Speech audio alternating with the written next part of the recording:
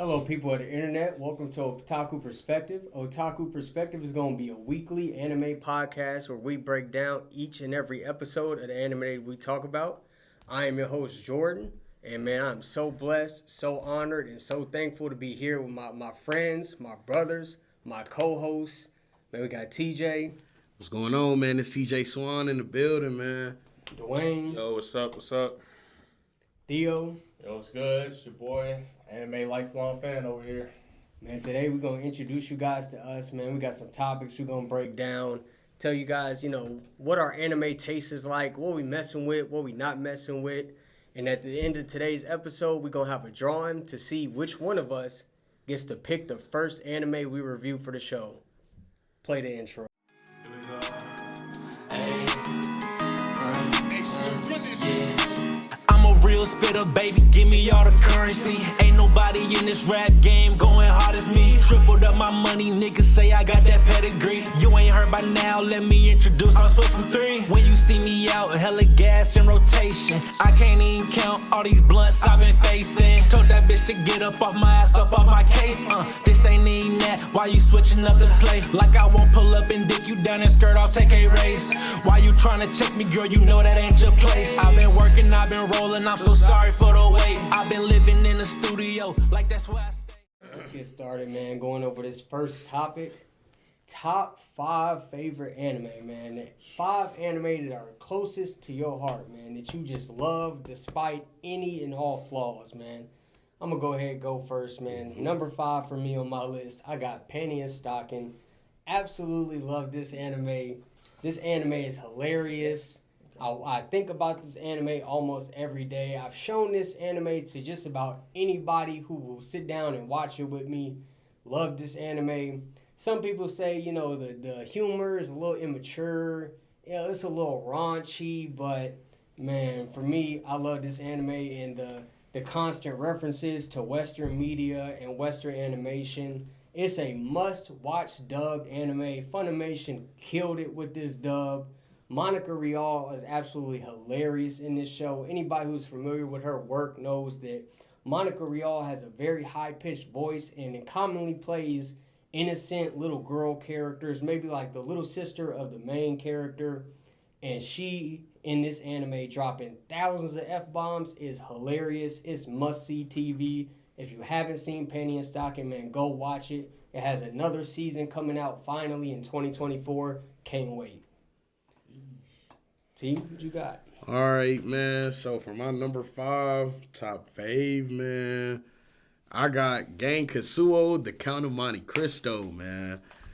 Like, so when I first watched this anime, man, it's basically based off a book of a similar, I believe the same name, you feel me, famous tale, a tale of betrayal, somebody, feel me, gets done wrong, worst possible way, man, disappear, get his bag up, get his money up, you feel me, comes back under a new name, gets cool with everybody, and starts really, you feel me, really fucking that shit up. So I love it, man. I love the animation. A lot of it reminds me of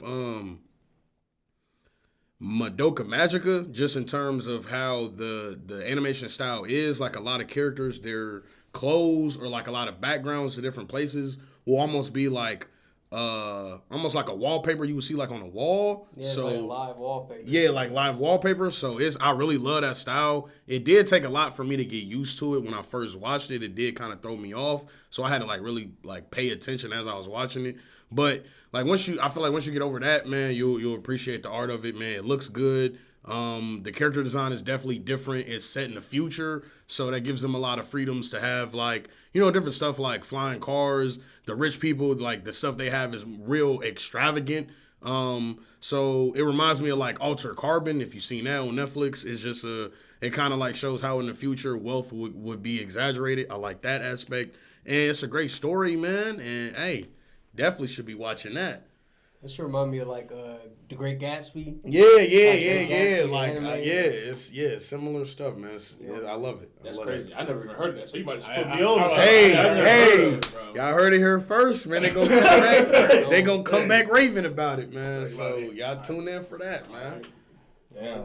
Okay, all right. Next. Got on T for the honorable mention. Yes, sir. Yes, sir. All right, man. So me and you. All right. Fire up. So for my number 5, I have Vinland Saga. Ooh. I Okay. love the show.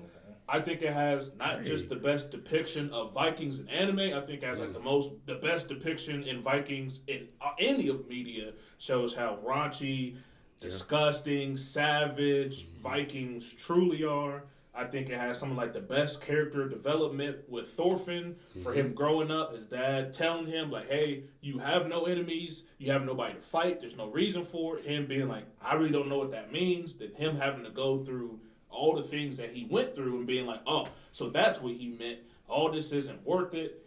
You know, the story was amazing. How every little detail comes back to really smack you in the face, but oh, that's the little detail that didn't mean anything, but you figured out later on that, oh, so that's where that really came from.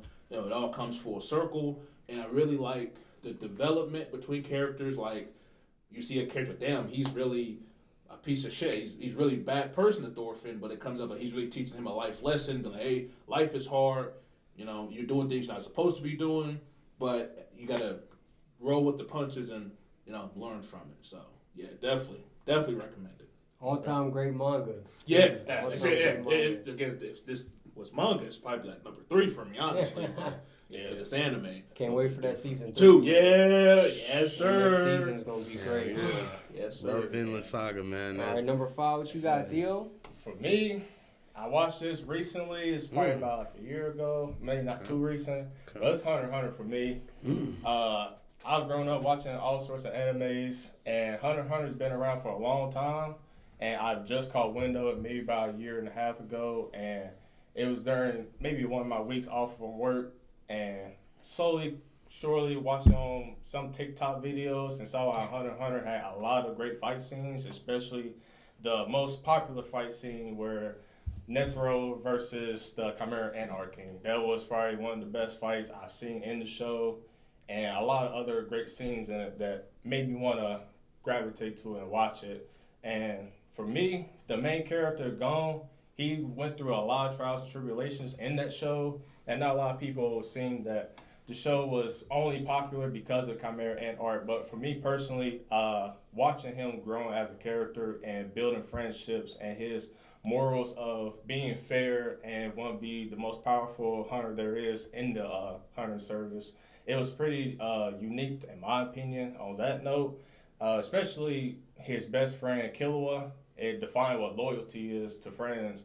He went through a lot of trials and tribulations with his family and becoming an assassin, having the downside of being only ruled by his family. And he can't really seem to break away from Gon despite what his father wanted from him and not what he truly wanted for himself. So showing him progress through the show was actually pretty amazing of what he would go through and what he's seen that Gon had gone through after losing his best friend Kite. And it really showed how anime can bring true character on paper, but also off screen, and show that people can also be that way.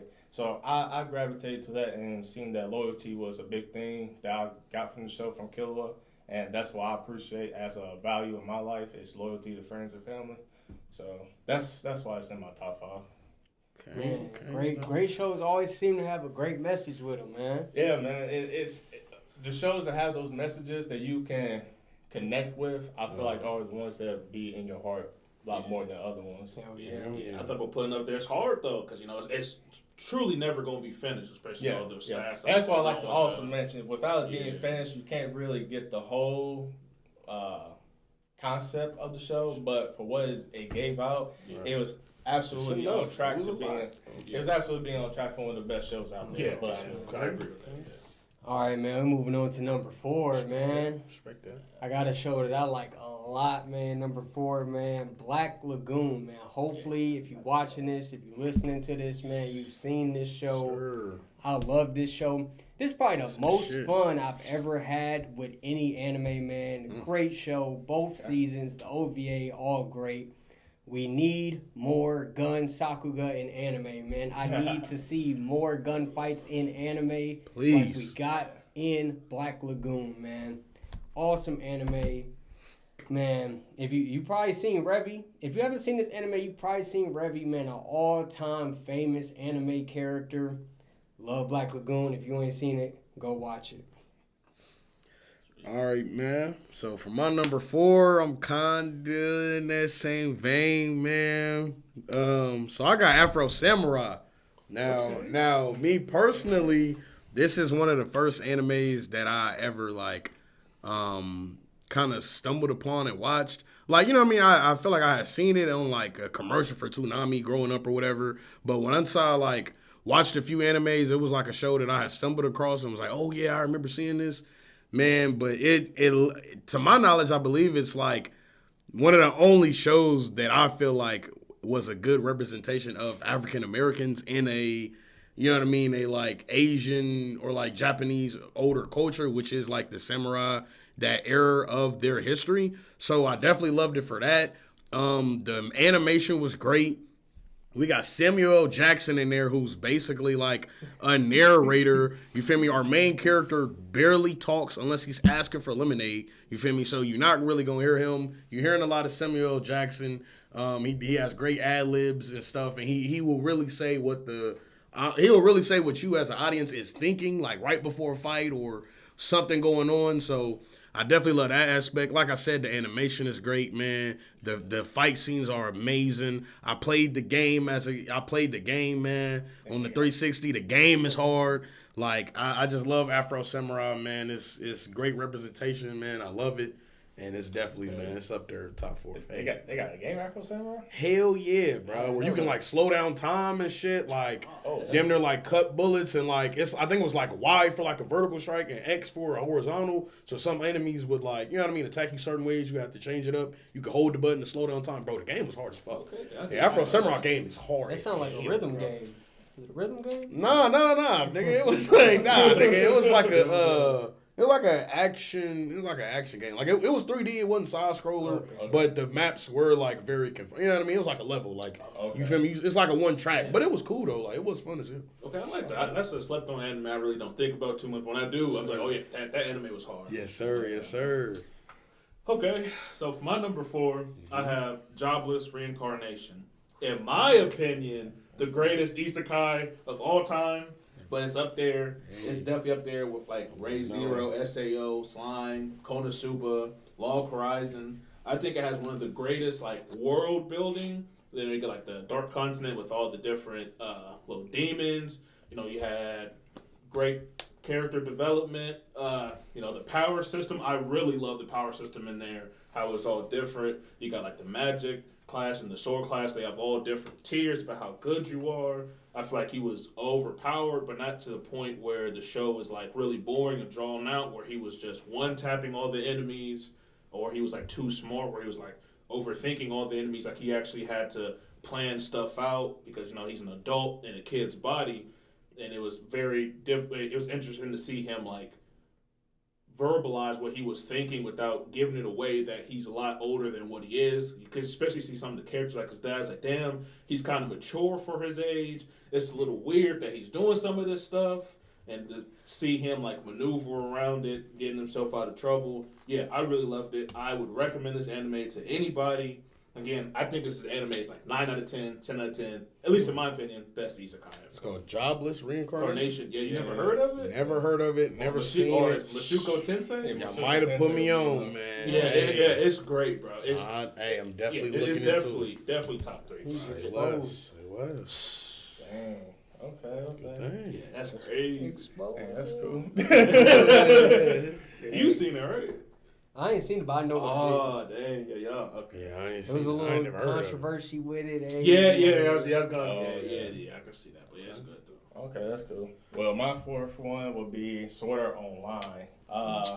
Now I know a lot of people probably going to be wondering why Sword Art Online, but me personally, your thing, man. it's me growing up, only getting into anime. It was one of the dozen animes I watched coming out, and I watched so many of them afterwards, but it was the one that mainly came to my mind, mostly from the iconic soundtrack it has, the intro, the fight scenes, the iconic battles. It's one of those shows where it shows that generational, I would say. When it first came out, it was considered as the best isekai when it first came out. And me not knowing what isekai was, it showed that this genre had somewhere to go. It had the possibilities of the world where a character can instantly transport to a random world, and it could do anything. You know, they can spawn in with any kind of powers, or spawn in with no powers, and just show that the character can build upon that level. That's sort of how it went for Sao with Kirito. Spawned into a world where he had nothing. He had to start with zero. And he had to work his way up to being the best dual swordsman in the show, with the downside of if you actually get killed in the show, you actually die. And it was kind of terrifying at first watching it, because it was like, well, ain't the characters they build on that you have some sort of connection to can die instantly in any kind of battle that they have, and they had a lot of great battles in the season 1 of Sword Art Online. So that's kind of where my spot is. There's many other options of 4th spot, but as far as the main one that came into my list was Sword Art Online. So that's my 4th spot. But just watch it till you see the 3rd, 2nd, and 1st spot of my favorites. It'll be mostly agreed upon, hopefully, by my peers, man. But we'll see how that goes. I can understand. It's a good gateway anime for like video game fans, because it's directly based on a video game. So it's like if you like video games, want to get into anime, that's what. It's a good. So I could. You die in the game, you die in real life. All right, that's the point of it. Moving on, man. Number 3, I got a really, really slept on anime, man, and it fucks me up that this anime is so slept on. But I got Aizawa's Nana, man. Shout out to all the Nana fans out there, man. Just about every video, every essay on the internet, when people talking about Nana, they will almost universally say that Nana has some of the most human characters in fiction. And that couldn't be more true. The writing in this anime is so great. The character dialogue, the character decisions, specifically the character writing. You'll never see a character do something that doesn't seem like something they'd do, or something that's out of place for them to do. All the characters feel real. All the characters' interactions with each other feel real. Nana is peak slice of life anime, peak drama anime, without trying to get into any melodramatic parts or anything that's going to have you say, you know, why is this taking place? They just doing this for the sake of drama. Everything that happens in this anime feels real. It's something that could happen. Great show about 2 girls with the same name, living in the same apartment. One of them has just moved to Tokyo, and she's trying to find herself and get her everyday life started, find a job. And the other one is a rock star that has a band that she's bringing from her hometown. They're trying to climb the music ladder, and it's 2 early 20-year-olds, which is something I don't think we see a lot in anime. We don't see enough of anime. Just all these high school kids, man. Here's a young adult story, and more people need to watch Nana, man. Ayazawa really did her thing with this. Hey, Cool. Put me on that one. Right. Have to check that out. All right, man. For my number 3, man, it's now I got Code Geass. Man, love Code Geass. Okay. No cap. I can't lie to you, man. So, Code Geass might have been maybe, I'll probably say maybe like the 4th or 5th anime I watched. And I watched it after Death Note. Okay, so I finished Death Note. I'm hearing from Jordan. I'm hearing from others like, hey, man, Lelouch, he's up there. Like, he's smarter than Light. Like, he's one of the smartest MCs ever. I'm like, bro, stop it. Light's the GOAT. Light took the, you feel me, Japanese police force on a goose chase. He was killing thousands of criminals of murder and rape and just horrible crimes. He was killing thousands of criminals a day, bruh, while going to school, nigga, acing the SATs and all types of stuff, working on the police force, looking for him while he going home, doing this to the world, low-key becoming a god, making the world a better place. So I'm like, there's no way, bro, Code Geass is living up to this hype. Man, I turned on that show. I'm talking about, I seen my man Lelouch whoop a dude in chess, whoop a grown man, grown wealthy noble. British fat dude whooped him in chest cause snuck out of school to do that to make some money. He's coming back. Chaos ensues. Now he got the power to tell people. The people literally have to follow like the first order he gives them, bro. As long as he make eye contact. You feel me? The show's amazing. It is a bit, I believe it came out in like the 2000s, like early 2000s. So it is, you know what I mean? The animation isn't, you know what I mean? It's not like crazy, you feel me? But it does, it is nice. I really like the story, bro. You know, it's a story of, I feel like Code Geass is like a great animation, is like a great anime adaptation of like the hope that any oppressed people or minority could somehow overthrow America or Great Britain or, you know what I mean, like some, or Russia or China or some great superpower in the world that has a lot of influence and has come and colonized a lot of different places. Code Geass literally gives you the story at, man, if they had mechs, man, if you had one smart man with the hope and dream to not be under somebody's boot, cause you could literally take over the world, like.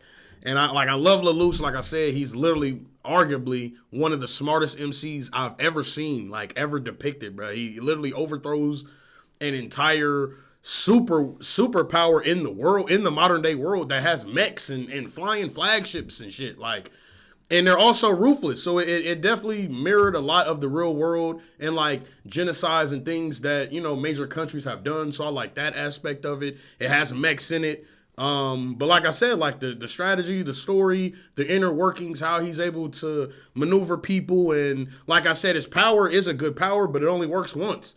So, you know what I mean? There are some people that he grows, close to, and literally they're just a pawn in the end. There are some people that he has to make a split decision, but even that split decision has long-term effects in this grand scheme that he has that we're watching basically him unfold as the story goes on. And at the end of the day, once he won, he didn't even sit back and say, you know what, some people hate me for what I did. They found out what I did. Man, I'ma just become another version of what I tried to escape from. I'ma just put everybody that don't like me under my foot, and I'ma raise up the people that, you know what I mean, that were oppressed like me. He didn't even do that. He became a true martyr. He sacrificed himself at the end and said, you know what, I did what I had to do. I had to become the evil guy. The world needs no more evil guys. And he took out the last evil guy. So, bro, Code Geass, one of my favorite shows ever. Man, it's number 3. Spoiler warning, by the way. Oh, yeah. Fuck it. Hey. If you ain't seen it by now, man, this motherfucker like 20 years old, man. If you ain't seen it by now, that's on you. And you still need to watch it, because I didn't even do it justice, man. Oh, geez. Yeah. You went Yeah, he was. Sorry, man. I got love. I got love for that one. I got love for that one, man. I got real love for that one. Okay. All right. For my number 3, I know a lot of y'all definitely don't got this on the list. Okay. But I definitely love My Hero Academia, man. Oh, bro. I think it's one of the best no-gen shonen. It has the GOAT dub voice actor, Christopher Sabat, playing All Might. I think it has, like, the best main character rival, like, relationship in almost any anime, especially done in shonen.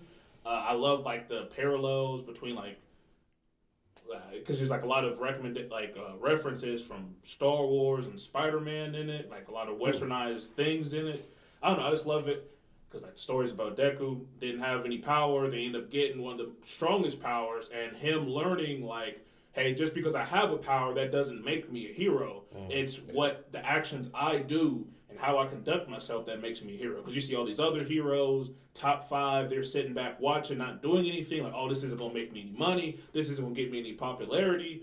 And, Deku's like, oh, these aren't real heroes. Let me be the hero I think I should be and go out and do it regardless of the fame and how people look at me and the money. And it's really great to see how that unfolds, see how he changes hero society and how he opens people's eyes. And, yeah, it's easily number 3 for me. I know y'all probably don't agree, but for me, I love it, bro. I agree with the reasons, but I don't know about the third. Yeah. I definitely understand the reasons, man. I'm, that. It's just me personally. Right. Yeah, that's what. Yeah, you know what I mean. Yeah, that's what favorites list is for. Right. Yeah, gotta respect that. Gotta respect that. Yeah, it's definitely not gonna be like best. Yeah. For sure. All right, cool. Well, My third spot is one of the hottest shows out right now. It's the trendiest shows right now, in my opinion. And also, people tattoo of the character. Spoiler alert. Jujutsu Kaisen is my third spot. It's my third favorite anime. I've seen the trailer before it came out, and I was so excited to watch the show. Episode 1 was already just gave me the badass energy, especially at the end of the scene with Gojo sitting right on top of the damn Demon King himself, Sukuna, which just showed me that where the show can possibly go is just the anticipation of the fight that we all waiting to see. No spoiler, but it's gonna be one for the ages, in my opinion. Not only that, but it's really catchy with what they show in the shows. A lot of references from the main character, like Itadori. One of the episodes in season 1 where he referenced to Jennifer Lawrence and a few other iconic figures in Hollywood. It was pretty funny, and the aspect of the conversations, the fight scenes, ladies and gentlemen, I cannot stress you enough that the fight scenes will be always in your mind from a comedy perspective, from a superpower perspective, and also animation-wise. Animation-wise, I did not think that it would do as great. Mappa's doing a wonderful job with the shows that they've been pumping out. AOT looks pretty good from the seasons that they produce. Jujutsu Kaisen, I'm pretty sure they did Vinland Saga too, right? Or Vinland Saga. So I mean, hats off to Mappa to what they're doing. Jujutsu Kaisen, for me, all the characters are hilarious. Gojo Sensei, one of the funniest guys I've ever seen on anime shows. The source of the power scaling on that show is pretty good because not everyone have the same powers, but you would think the powerful person is blatant when really there's other characters that have, I would say, glitch superpowers that can outdo the other most powerful character in the show. It's not repetitive compared to shonens. To me, shonen shows are very repetitive and also main character friendly, nothing done to support characters, all buddy system. But Jujutsu Kaisen stepped out and did something differently. No spoiler here, but characters that you are going to love, you grew with. You're gonna go through some waves. I have to say. I hope my gentleman with me agrees, but you're gonna go through the waves of emotions. Yeah. And not only that, the anime itself is pretty good. It's really complete in my opinion. You got the plot, you got the great characters, you got the antagonist that you may not know who it is, but once you meet the antagonist and you can see the trueness that he brings to the show, the logic that he thinks about, the logic that other main characters of the show, supporting characters, I should say, bring to the show, it makes you think that anime is not just for weirdos or geeks or anything like that. I think anime is for everyone. Is how you tackle it and what the anime itself provides to the audience. I'm pretty advocate for animes that are very what's the word I'm looking for? You can coincide with the show. You can relate to it. That's a better word. You can relate to the show based off of characters' philosophies. There's a lot of great shows that have characters with philosophies that you can agree with, and Jujutsu Kaisen have few characters in there that you can possibly relate to. And for me, that's why it's in my number 3 spot. And that's all I got for it. I'll say this off script, but. You gotta watch it. Man. Moving on to number 2, man. Getting to the nitty gritty. All right, man. For number 2, I got a show that's getting way too much hate on anime Twitter, man. Calm all that down, man. We got Nisio Isin's Monogatari series. I love this series. This series is like Shaq and Kobe in the finals, man. We got Nisio Isin's great storytelling, and then we got Studio Shaft coming together with Nisio Isin's writing to create an absolute instant classic, man. It's a modern day classic. I love the Monogatari series. It's funny, has great action, has great characters, man. All the things that I love in an anime. If you ain't seen the Monogatari series, man, I know it's a lengthy one, man. It got a couple seasons. I know the watch order sometimes can be tricky for people, but man, give Monogatari a shot, man. I'm telling y'all will not be disappointed. Yeah, that series is tricky because I tried a handful of times to watch shows like the timeline, which one's watching order. Yeah, it does get tricky though. Yeah, But the show itself is great. Yeah, the show's great. I ain't gonna lie, the show's definitely great, man. Number 2, man, for me, I don't know, I might get some flack for this. I really don't care, man. We got Steins Gate, man. So for me, man, Steins Gate is literally the best use of time travel in a story. It's the best time travel story. It's the best alternate timeline story out there, bruh. Forget Marvel, forget Back to the Future, forget Hot Tub Time Machine. Throw that shit away, man. Steins Gate, man, it's a great story. I ain't gonna lie, when I first, like, just off the first couple seconds of the first episode, man, when I seen the clip of, man, Okabe, man, Hyoin Kiyoma, man, when I seen the mad scientist, man, he's hilarious. I love the story, man. I love how it develops. I'm definitely the type of person that loves good plot lines, like well written out, maybe mysteries, or you know what I mean, just things that aren't like easily grasped at the first glance. You know, I don't want to look at the show from the first episode and be able to predict, okay, this gonna happen, this gonna happen, this gonna happen. You know what I mean? Like the original Hero's Journey, it's a great story format, but I like when it's mixed up a bit, man. So Steins Gate, I feel like is a great story.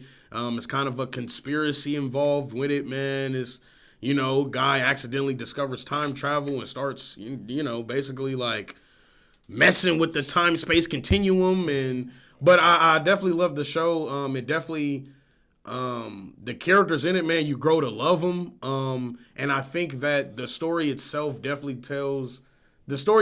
definitely one of like love and friendship, and how, you know, somebody, you know, like if you really love somebody, like you would go, my man Okabe goes to the ends of the earth, you know, for the people that he loves, you know, where it, you know what I mean? It's times where he could, you know, like maybe destroy the world, maybe destroy the universe, maybe, you know what I mean? Like the consequences for his actions are dire, and he still decides, fuck it, our actions need to be taken to save the people that I love. So the story definitely was pulling at the heartstrings, man. I was definitely up gasping, crying, watching it, teary-eyed, man. Like, I love Steins Gate.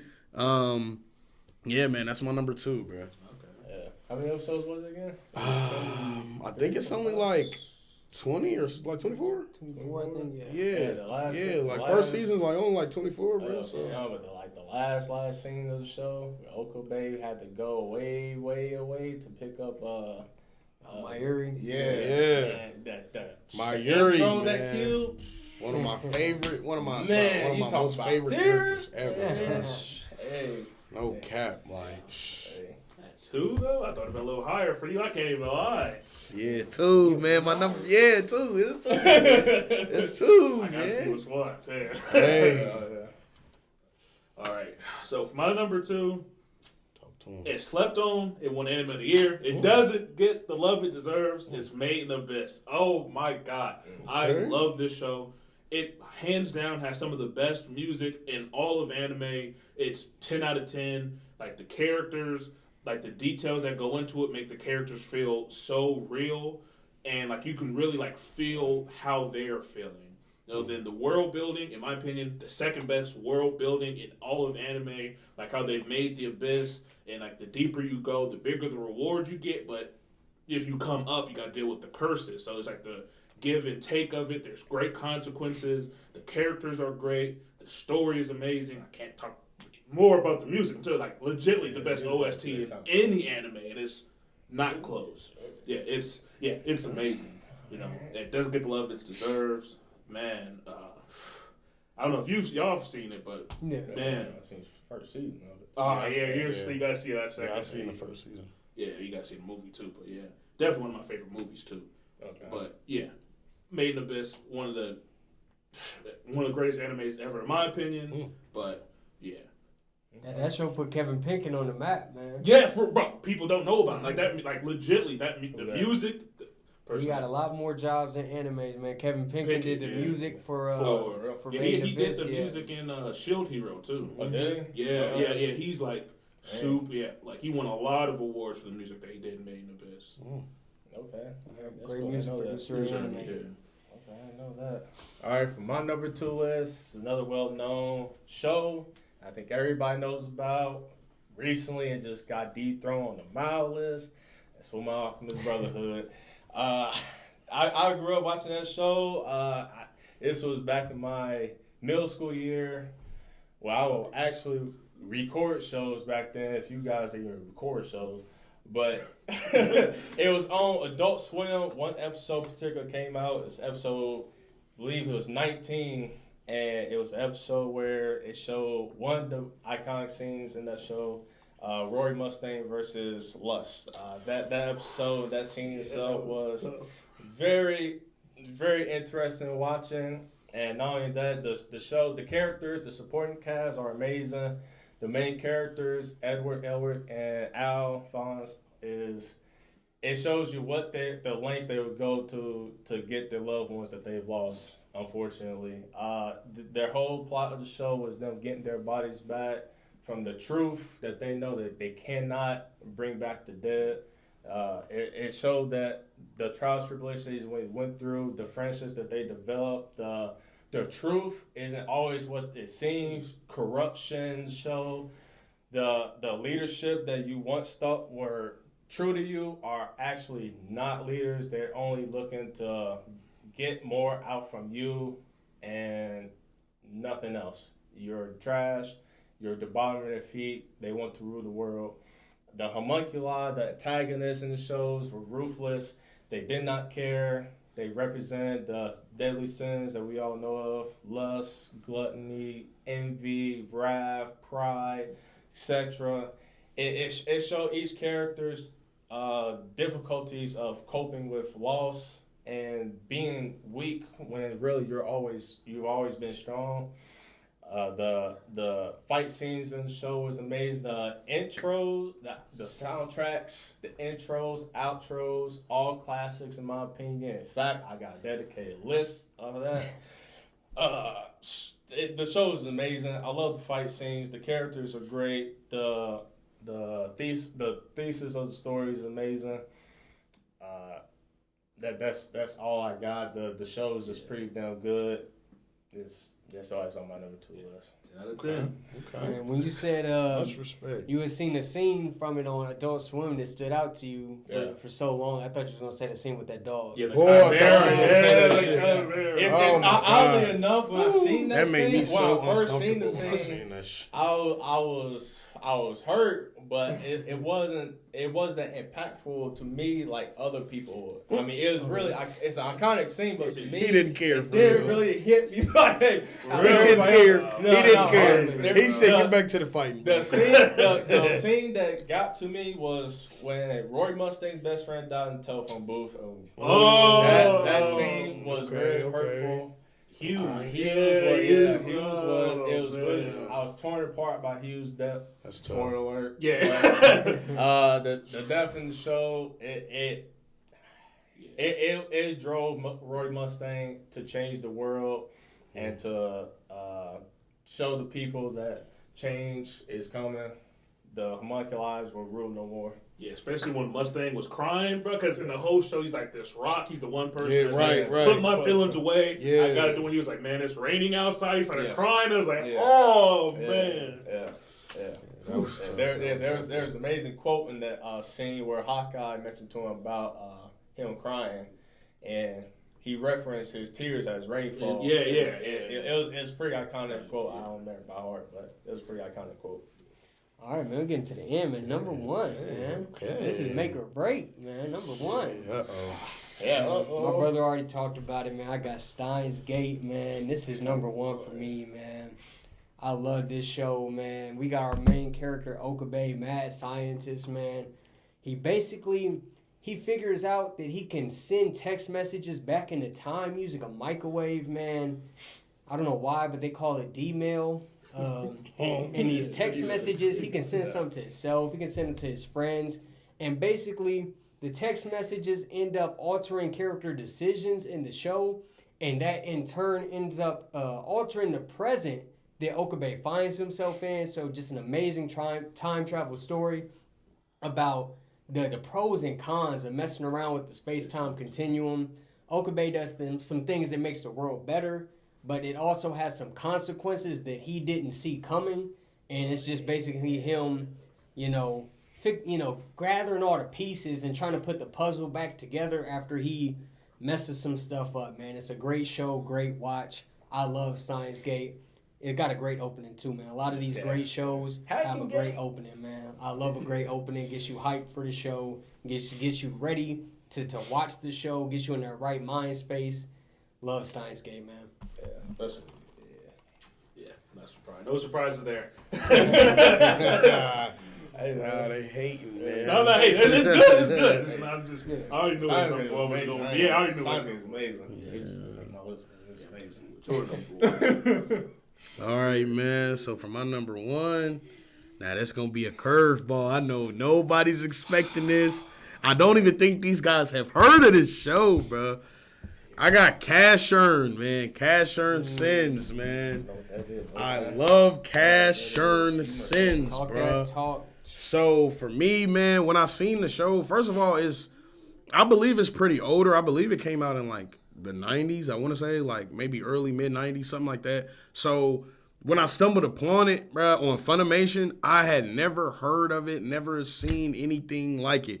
But our main character, Cash Earn, man, I loved his like outfit design. I thought it was real sleek.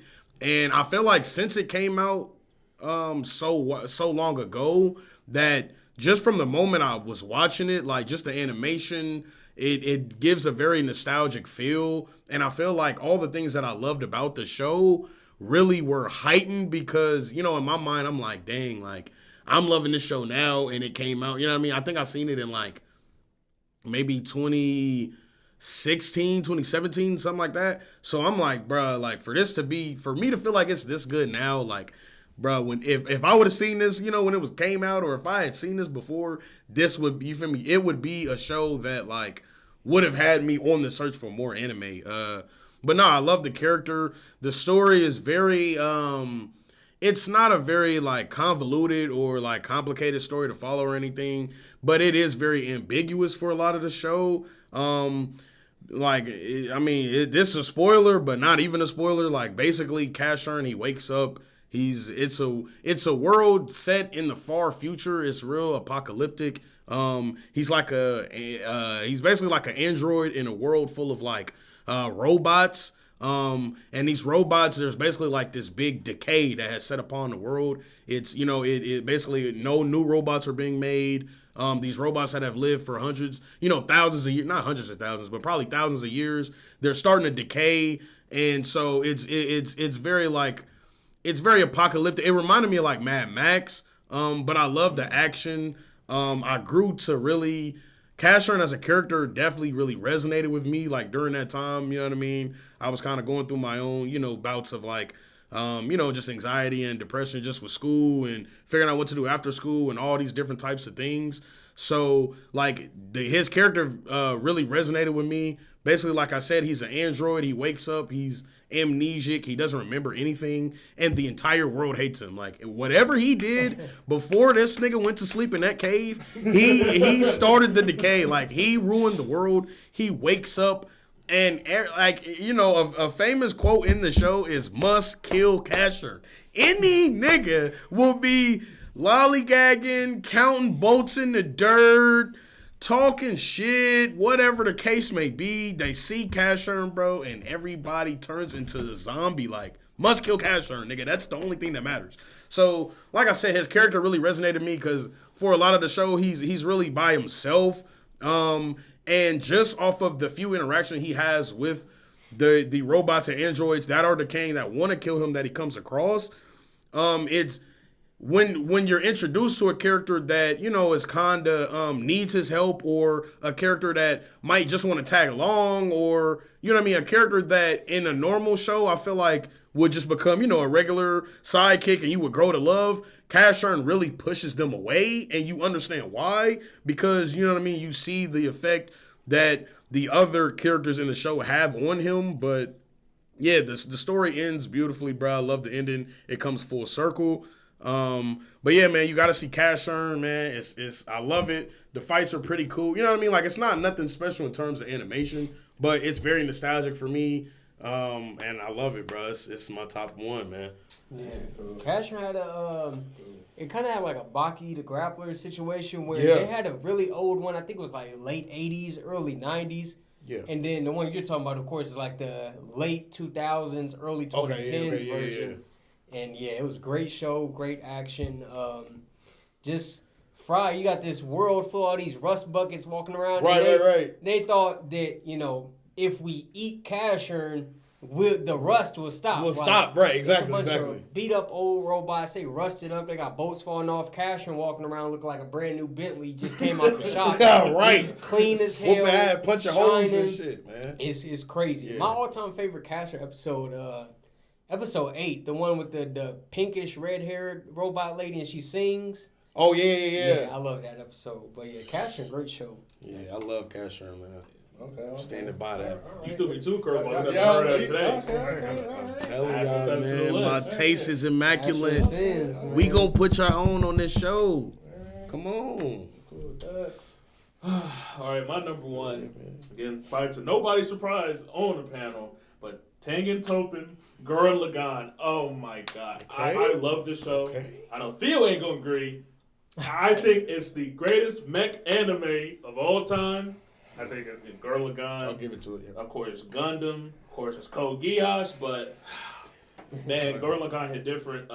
Especially for me, I found it when I was at a really low spot. And to watch a show about somebody going through being enslaved, for lack of a better word, for being at the bottom.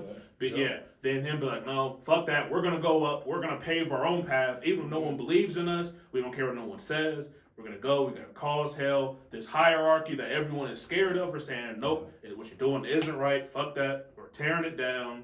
It has one of the greatest main characters, in my opinion, Simone and Kamina, of course, but not the Kamina, but... Rest in peace. Rest in peace. Simone coming through the trials and tribulations, him being shy, just going on for a great ride, where Kamina's, I'm just going to go for the ride. We're going to go on top. We're going to take over the world. Then, spoiler alert, when Kamina died, seeing Simone go through that depression, be like, it doesn't matter. Take me back to Jiha Village, because if Kamina couldn't do it, how can I do it? Then him getting his confidence back and becoming the hero that he didn't think he was going to be, but the hero that Kamina saw he was going to be. It was beautiful. I love how every episode, the arcs and, the stakes got higher. It started off with Jiha, then their lives, then the world. Then, of course, they're fighting on universes and galaxies and stuff like that. Yeah. The anti-spiral. It's so good. If you look up for a show that, if something more shonen-y, that's you want to believe in yourself and have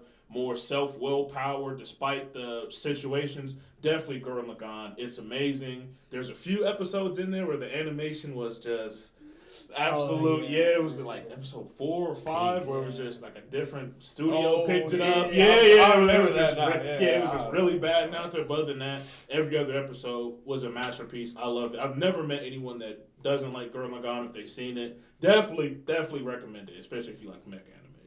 I'd say Gurren Lagann is definitely my favorite coming of age anime. It's a great coming of age story, and probably my favorite Studio Gainax. Exactly. And we know Studio Gainax, later Studio Trigger makes some really crazy out there shows, and Gurren Lagann is definitely a peak. And inspired shows like Kill la Kill, which was also a good show. If you've seen Kill la Kill, you definitely this was definitely motivated by Gurren Lagann. I love it. Hell yeah. Yeah, that's cool. Well, number one, seems like all my anime seems super popular. But my number one is a childhood favorite of mine. Grew up watching on VHS tapes. Dragon Ball Z it's the OG Ocean dub Dragon Ball Z. It's not the Funimation dub. It's the actual Ocean dub where they start from the Frieza saga all the way to the end. the GT side, everything about Dragon Ball Z is just so nostalgic. Even the fight scenes, just having to wait a week for, of course, the repetitive same power up and same dialogue and fight scene that seems stagnant, but it's my childhood favorite anime that I grew up on. Goku, the whole Z Fighter cast. It's a one of a kind show to me growing up. It was the leader of the shonen trio. It was everything to me growing up. It's all I watched on repeat every single weekday. It will be the only thing I would watch.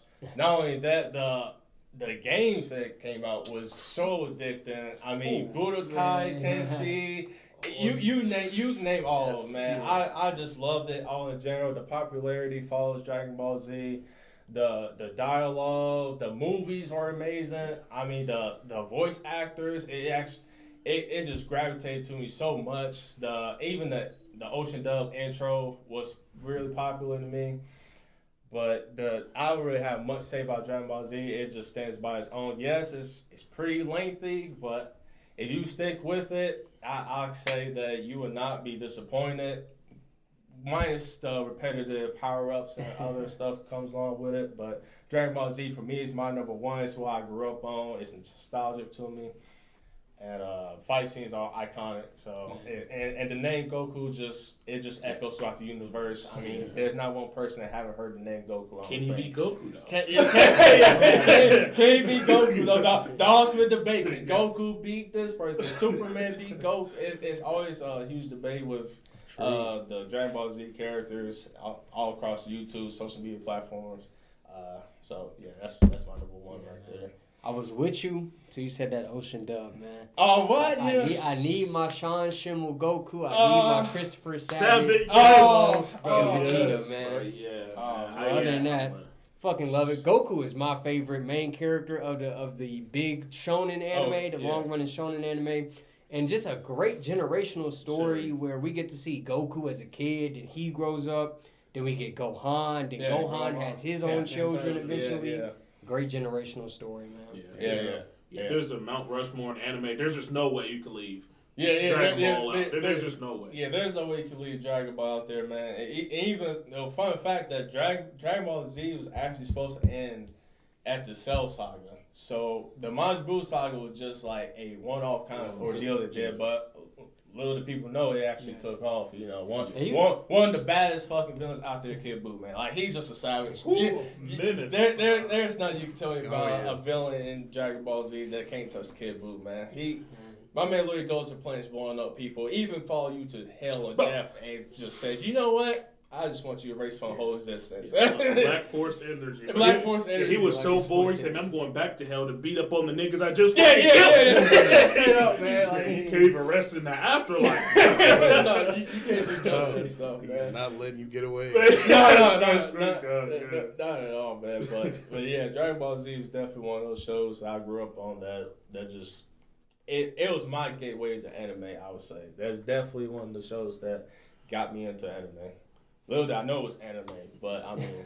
All right, man, getting into this next topic, man. We got top 5 objectively best anime, man.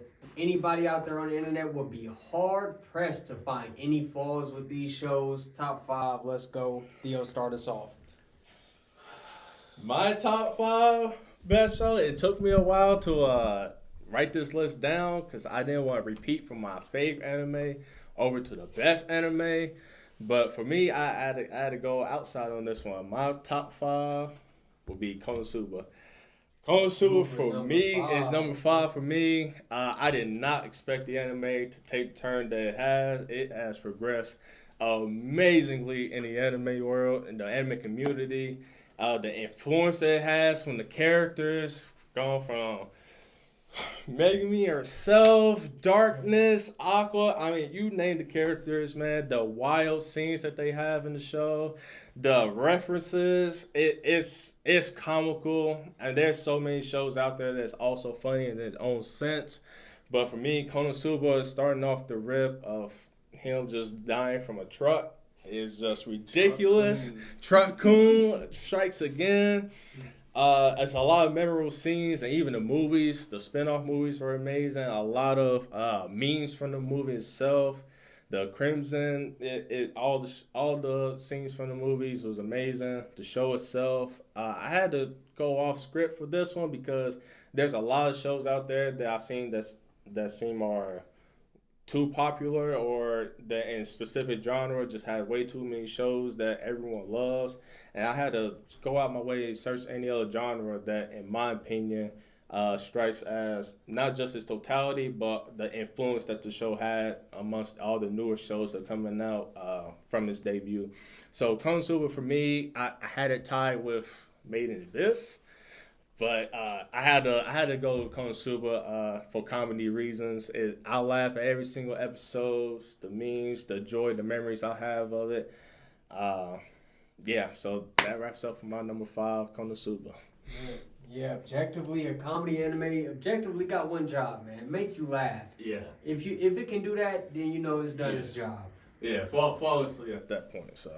Especially to be like in a genre that's always taking, like, particularly like more serious, to come in there with a comedy and to dominate it. Yeah. So that's my point. All right. So for my number 5, I have the Dragon Ball, like, as a franchise. I think you can't think of anime without thinking of Dragon Ball. I had to put it. It was hard for me not to put it on there, because it paved the way not for a lot of shonen, especially new shonen. You see all these crazy transformations, and all like the main characters are kind of like watered down Gokus in a way, especially like shonen with their personalities and the fights. Has easily the most iconic transformation, some of the most iconic fights. No one, like, who doesn't know Dragon Ball? It's amazing. It's not like for a show to dominate as long as it has, and not to have like this crazy complex story. It means they have to be doing something extremely right for it to still be one of the top animes, especially with that Ultra Instinct fight, for it to like break Crunchyroll. It's just a crazy feat. So I just had to put Dragon Ball up here for those reasons. Love it. Man, I agree with you. Dragon Ball definitely some great iterations, man. GT, questionable to some, but I like GT, man. GT is very nostalgic for me. Yeah. GT has its moments, man, but I feel like GT also has highs in the show. Super Saiyan 4. Man. Yeah, Super Saiyan 4, yeah. Especially just regular Dragon Ball. That's a show that everyone sleep on and no one has really watched. Right. Dragon Ball was cool.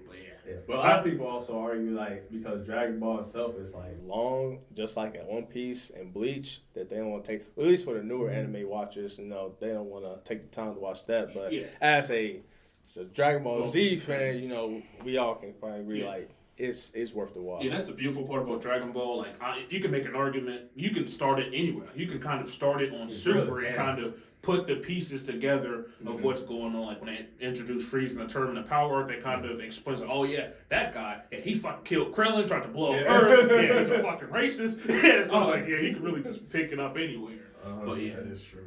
Classic, man. Okay. Number 5, T. All right, man. So for my number 5, man, I'm gonna have to go Samurai Champloo. Okay. I can't lie, man. I definitely love the show. I love the animation. I love like the fight choreography. I think it's some of the best like dueling fights, between like samurais or like sword wielders that I've seen for real in anime.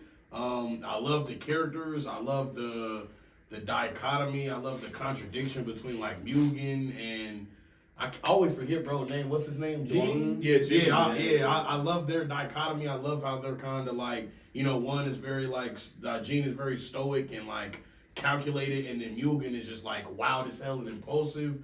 I think the other character, I forgot her name, but I feel like she definitely grounds them. Like she grounds the two of them. And they're always finding themselves in like peculiar situations, which, they find themselves indebted to her to protect her on this journey to look for this guy who she has barely no information on. So now they're just wandering around the countryside, like, doing what they can to survive, to make money, to have a place to stay for the night. They're in whatever town they're in, and to eat that day or whatever. So it's very like episodic, so you can kind of, like I know when I first seen it growing up, it was kind of like I would watch episode here and there. So when I was able to sit down and watch it all, it definitely I felt like was a great show, bro. I love the music. Like I said, I love the fighting choreography. I love how it has like the hip hop aspect to it as well. I think the story is good. You know, I think all the characters are well developed. The characters do grow, but I feel like the characters are very human in a sense that like a lot of people feel like, I don't know, I feel like I've seen like online and stuff. I feel like I've heard a lot of people criticize the show in the ending being kind of like not good and the characters just kind of part ways. But I feel like me personally, and from like some different essays and stuff that I've seen, I heard somebody say a point that it kind of mirrors real life. How, you know, like you can run into people who could be like, you know what I mean? Like great friends or like great mentors or great supporters or even like enemies that like may challenge you or, you know, like offer situations for you to grow in. But everybody's not in your life for your entire life. So I feel like I feel like it mirrored life in that aspect, and that's gonna be my number 5, man. Yeah, Sound Shampoo also has some funny moments in it. Oh yeah, bro, it's hilarious, bro. The show is fucking hilarious. Remember the baseball episode? Oh, Bro, she broke that vase. She broke that vase, bro, and they carted her off to that brothel. Oh yeah, they wow. Yeah, no, I definitely good show, man. Yeah, Sound Shampoo. all right, man. Number 5 for me, man. I got Bakano, man. Bakano is a great anime. It follows a bunch of different characters, splits timelines a little bit, man. A non-linear style of storytelling, man. Spoiler, we got like some characters that are immortal. So sometimes it can kind of confuse you a bit because you'll see flashbacks of characters who we still see in the present because they're immortal. So sometimes it might confuse you seeing this characters in certain scenes. Like, is this a flashback? Is this in the present? But it's a great story, man. It keeps all the characters that it tells a story about very compelling. It makes you interested in what they're doing and how their stories will end. Towards the end of the show, they all of the characters that you spend time with, they come together on this train called the Flying Pussyfoot, and hilarity and chaos and action ensues, and just overall a really strongly written story and another classic anime opening. If you ain't seen Bakano, man, please do yourself a favor and go watch Bakano. Alright. Well, off for the 4th spot then, man. You guys already named the show on your favorites list. My 4th spot is Vinland Saga. I finished that about 6 months ago. Had to take the time and I said, see what the hype is all about. Vinland Saga, I'm keep hearing from my buddies and everybody else from the internet, and I was like, first episode not too bad, but as I sat down and watched it progressively, I mean, man, what a show. I mean, Thorfinn and his progression as a character from season 1 of just following his number 1 hatred enemy, Askeladd.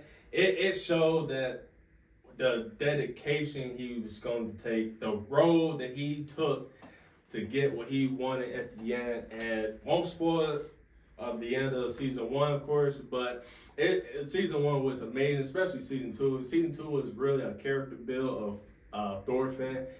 For me, it seemed kind of slow, but I knew what they did to take the necessary steps of the next level of Thorfinn's life. And the other supporting characters, Askeladd, he was a dick, but Askeladd has his reasons to why he did what he did. And like Dwayne said earlier, it's a Viking kind of anime. They're ruthless. I didn't expect it to be that ruthless. I was frustrated as a fan. I was freaking pissed. I want to drop the show, but I understood as I watched it.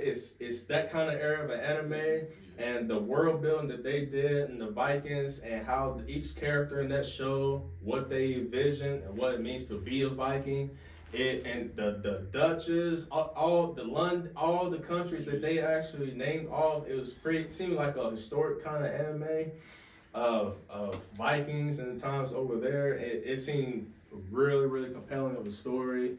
The hardships Thorfinn had to go through, what he knew right from wrong, relationship building, the characters he met along the way made you feel empathy for each character they encountered in Viking. It was such a not relatable, but it just I gravitated to the show very quickly, surely. It was definitely worth the hype. I haven't gotten to the manga, but anime itself is amazing. Season 2 was amazing with the characters that they showed. Snake, the other slave that was a part of Thorfinn, when he got to the island, him meeting, it was Theo, right? The other ship guy that was looking for him all the time. That scene alone, when he seen Thorfinn, and Thorfinn was in that brittle like character, and knew he had to set out to a mission to find himself, along with the other character in season 1, that he was a weak, soon-to-be king from his father's downfall, and how he progressed from season 1 to season 2, and how he portrayed as the antagonist in the series. It was a very compelling anime, and as far as my 4th spot, that's where Vinland Saga sits at. I wish I'd pick it at higher, but I got other shows on there that, in my opinion, seems to be the rightful place for Vinland Saga. Yeah, especially until it finishes. Yeah, like Vinland Saga is like so beautiful, like in the storytelling aspect of Thorfinn, from him being like, oh man, being a Viking that's going out and slaughtering people. Gonna be the coolest thing. That's what strength is. Yeah. Then for him to grow up, like that's not strength at all. Like anyone could do that. Like not doing that is what true strength is. Yeah, because even with the scene where Thorfinn was on the ship with his father Thor, and he was pretty much surrounded by Askeladd, his group, because he was betrayed. Another thing about the show shows relationships of Thor along with the crewmen that he was with, and how he abandoned them, and how their standard was one abandons, one must die. So that kind of aspect of that scene itself of Thor fighting the other Vikings and showing what true strength was, because they thought he was weak. But little did they know he still had a dog in him, especially with his son there. It gave the value of family. And his father knew exactly what he was meant to do on that ship. So yeah, that was a great point right there. Yeah. It's Vinland Saga. Yeah. Go ahead, man. Show 4th spot. I'm gonna get a little great for having it so low. My number 4 is Steins Gate. I don't gotta talk too much about it. I just heard these two just gush all over it. My only gripe about Steins Gate, I think everything was great. I just don't. The first 6-7 episodes could have been 3 episodes, in my opinion. That's like the really only gripe I have. Other than that, the storytelling was amazing. The music was beautiful. Okabe was a character was great. Seeing the lengths that he would do for his friends and the people that he loves, regardless of what will happen to him and everybody else. But if you save this person will get fucked up. He said, well, fuck it. This is what I want. And to see him be like, I'm going to do whatever it takes to get the outcome that I want, even despite the repercussions of it. It's beautiful. It's amazing. Again, just the first 6 episodes are kind of banging my head against the wall, being like, all right, I get it. I know, I understand this, but... Okay. Yeah, because it's just like so... I see why you say that. Yeah. I see why you say that. But I understand, like, because they have to do, like, the world building, and they want to make sure you really understand, like, the D messages and, like, how it all works. But me as, like, an anime fan that's like watch hundreds of animes, like, okay, I understand it. You don't gotta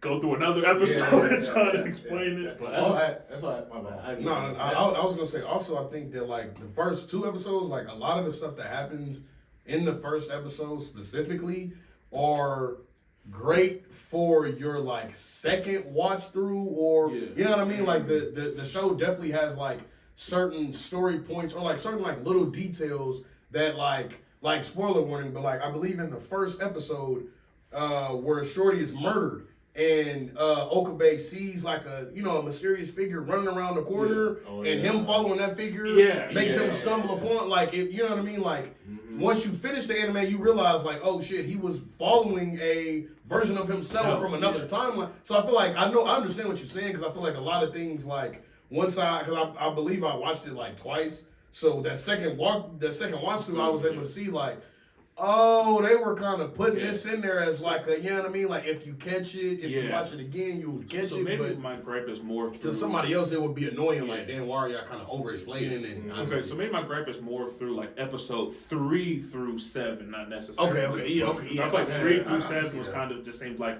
more slice of life, them going on their day-to-day life. They really wanted you to like This wasn't bad. This for me personally, I think it would be a 10 out of 10 anime if they could have got that within like the first 3-4 episodes. Then got to the meat and potatoes. But again, it's not taking it away. Like if I had to give a rating, I would say it's like a 9.5. For me personally, it's just those that was a little hard for me to like digest, especially for like newer anime fans that's watching it. I can see how they might drop it, being like, "Is this what the whole anime is gonna be? Is this gonna go anywhere?" But yeah, it's amazing. Yeah, so I don't gotta talk too much else about it, but. Yeah, that's why I tell Jordan a few times, like, man, I dropped that show about to this certain point because I'm like, okay, I understand what they're doing, but where is it going to get? You know, that's right. And then being patient with it, I was like, whoa, that happened? Like, okay, I'm on my edge of my seat, I'm waiting, and I'm like, oh, man. But fall in love with it. Yeah, you fell in love with it, man. You got courted. Yeah. For sure. I definitely understand that.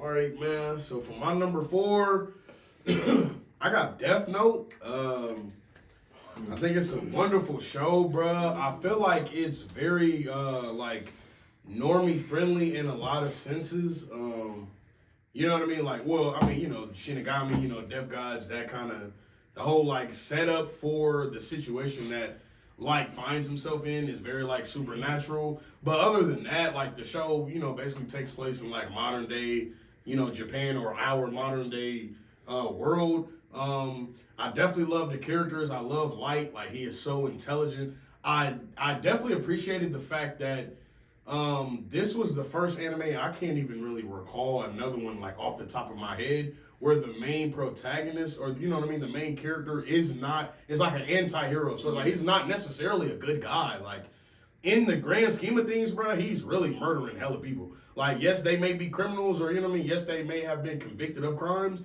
but at the end of the day, because it is people across Japan and across the world that are just dropping off of heart attacks because he's writing their name in a book. So I definitely like the fact that, you know what I mean, he wasn't a traditional, like, happy-go-lucky, like, you know what I mean, I'm going to save the world type person, even though he did have, I feel like, noble intentions insofar as he saw problems with the world and saw that, you know, even though this was supernatural, it was a way to help the world with those problems.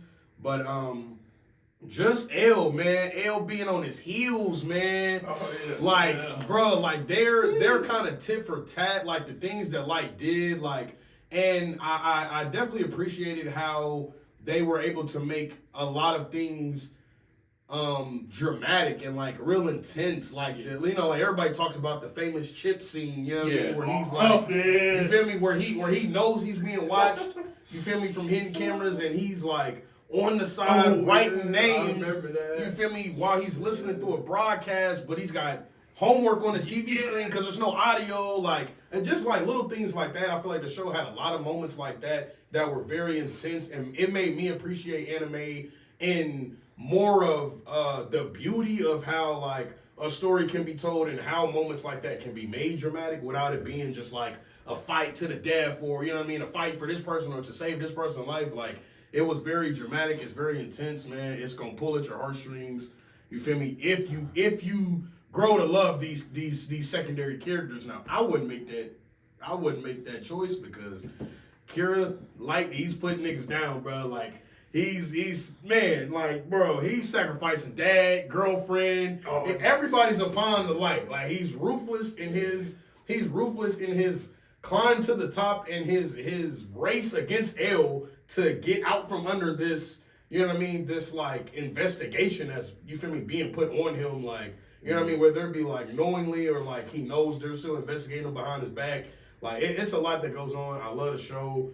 But I would say it's definitely top 4 best ever. I can't really find no problems with it. I love the music. A lot of people don't like the ending, but I mean, I feel like how it was written with Light and L, or Light and L's replacement being so close in intelligence, at the end of the day, the writer, the author was going to have to make a decision, bro. Either L was gonna slip up and Light was gonna come out on top, or Light was gonna slip up and L was gonna come out on top. So you know what I mean. For people that complain about the ending, you know, I take it for what it is. Everything else in the show, absolutely love. I believe it's like 2 seasons. It might be like 50 episodes in each, so it's not incredibly long. But if you haven't seen it, stay away from the live action. Watch the anime. You're gonna love it, man. Yeah, Death Note is definitely one of them ones. Yeah. Another anti-hero type main character for you, Ainz Gon. Yeah, for sure. Ainz is a demon. Ainz is a demon. Hey, my heart, I thought you were saying that was your number 4. I was about to say, whoa! That's crazy. I know I brought the finger or something. Yeah, I was about to say, Overlord is at 4. It's crazy. The moment watching Death Note when I knew the Light was different and his savageness was early on. We get a scene where he shows what he's going to do with the Death Note as far as hiding it, and he puts it in his dresser. He's like, oh, it's in his dresser. It's in this drawer. Oh, it's under this fake bottom. You lift up the fake bottom and the notebook's there. But I also have a contraption where if you grab the notebook the wrong way, there's a whole contraption to set the whole dresser on fire. Yeah, like and firebomb the crib. Yeah. Yeah, like his IQ was on a different level. Or like that scene where he had revealed to Shorty who was looking for. Oh him. yeah. He had basically he had to kill a guy. His wife comes looking for him. Yeah, he literally reveals to her, "I'm the one that killed your husband," right before the effects of the devil take hold. Like, it's a wrap. Yeah, that shit. Yeah, he's a demon, bro. Yeah. He's a demon. You got Ryuk laughing in his ear, so it was a bit of schizophrenia to a point where he's the only person that can hear this nigga cackling in his ear as he's trying to deceive and manipulate people with it. And it was so beautiful. It was so beautiful, watching Light maneuver in a way where he isn't a hypocrite. Like when it came to when Ray Pember was telling him, he's like, I need all these FBI agents to die, but that's not who I am. So the fact he tricked Ray Pember of writing everyone down so he didn't kill them. Technically, Ray killed them. He's like, oh, my hands are clean. They just happened to die of a heart attack. This wasn't me. But it is what it is. Light, the goat, man, with them apples. Apples, All right, man. Moving into my number 4, man. I got Madoka Magica, man. Absolutely phenomenal series. We got another Shaq and Kobe, man. We got Geno Ibuchi, man, who's directing this show, man. And he's coming together again with Studio Shaft, another Studio Shaft masterclass. Y'all can't find me a better 12-episode anime than Madoka Magica, man. It takes the magical girl formula that we all know and love, that we're used to, and it flips it on its head and shows how a lot of these situations could be dark and gritty if done the right way, man. Great show. Many have tried to do that since then. None have succeeded to the level of Madoka Magica, man. If you have not seen this show, go ahead and give it a watch. Cool. Yeah. Madoka Magica, yeah. Because I remember, when I first got anime, you read me and said, "Oh man, watch this magical girl." And I was like, "What the fuck?" I'm not watching that shit. And I got to episode 1, I was like, "Oh, this is what type of show this is gonna be." Yeah. Okay, I can get down with that. Yeah, it's amazing. It's that heat. Yeah. All right. All right. Tracy. My number 3 spot for me, discovered this show about, I think it's maybe a year or 2 ago when it first came out. I seen the trailer. It's Mushoku Tensei. Seeing the trailer of that show, the endless possibility of world building goes with it. That was the main thing, is why I put it in my 3rd spot. Mushoku Tensei has a character that comes off as very pervert-like, but in his new world, he's restarting his life from what his previous life was pretty much pointless and a loser. And now coming to the world, he's kind of thinking, well, I can be hot shit and learn what this new world has to offer.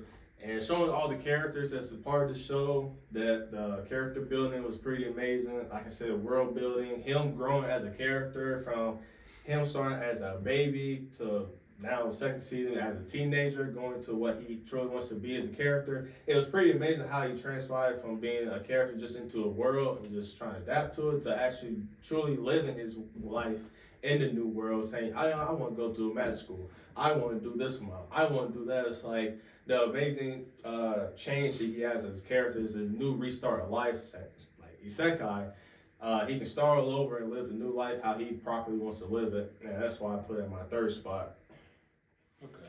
Yeah, there's like a lot of like underlying like lessons in there that I really like. Like my second time watching it, it was like it's interesting to see like he hated his original life because he was a no life.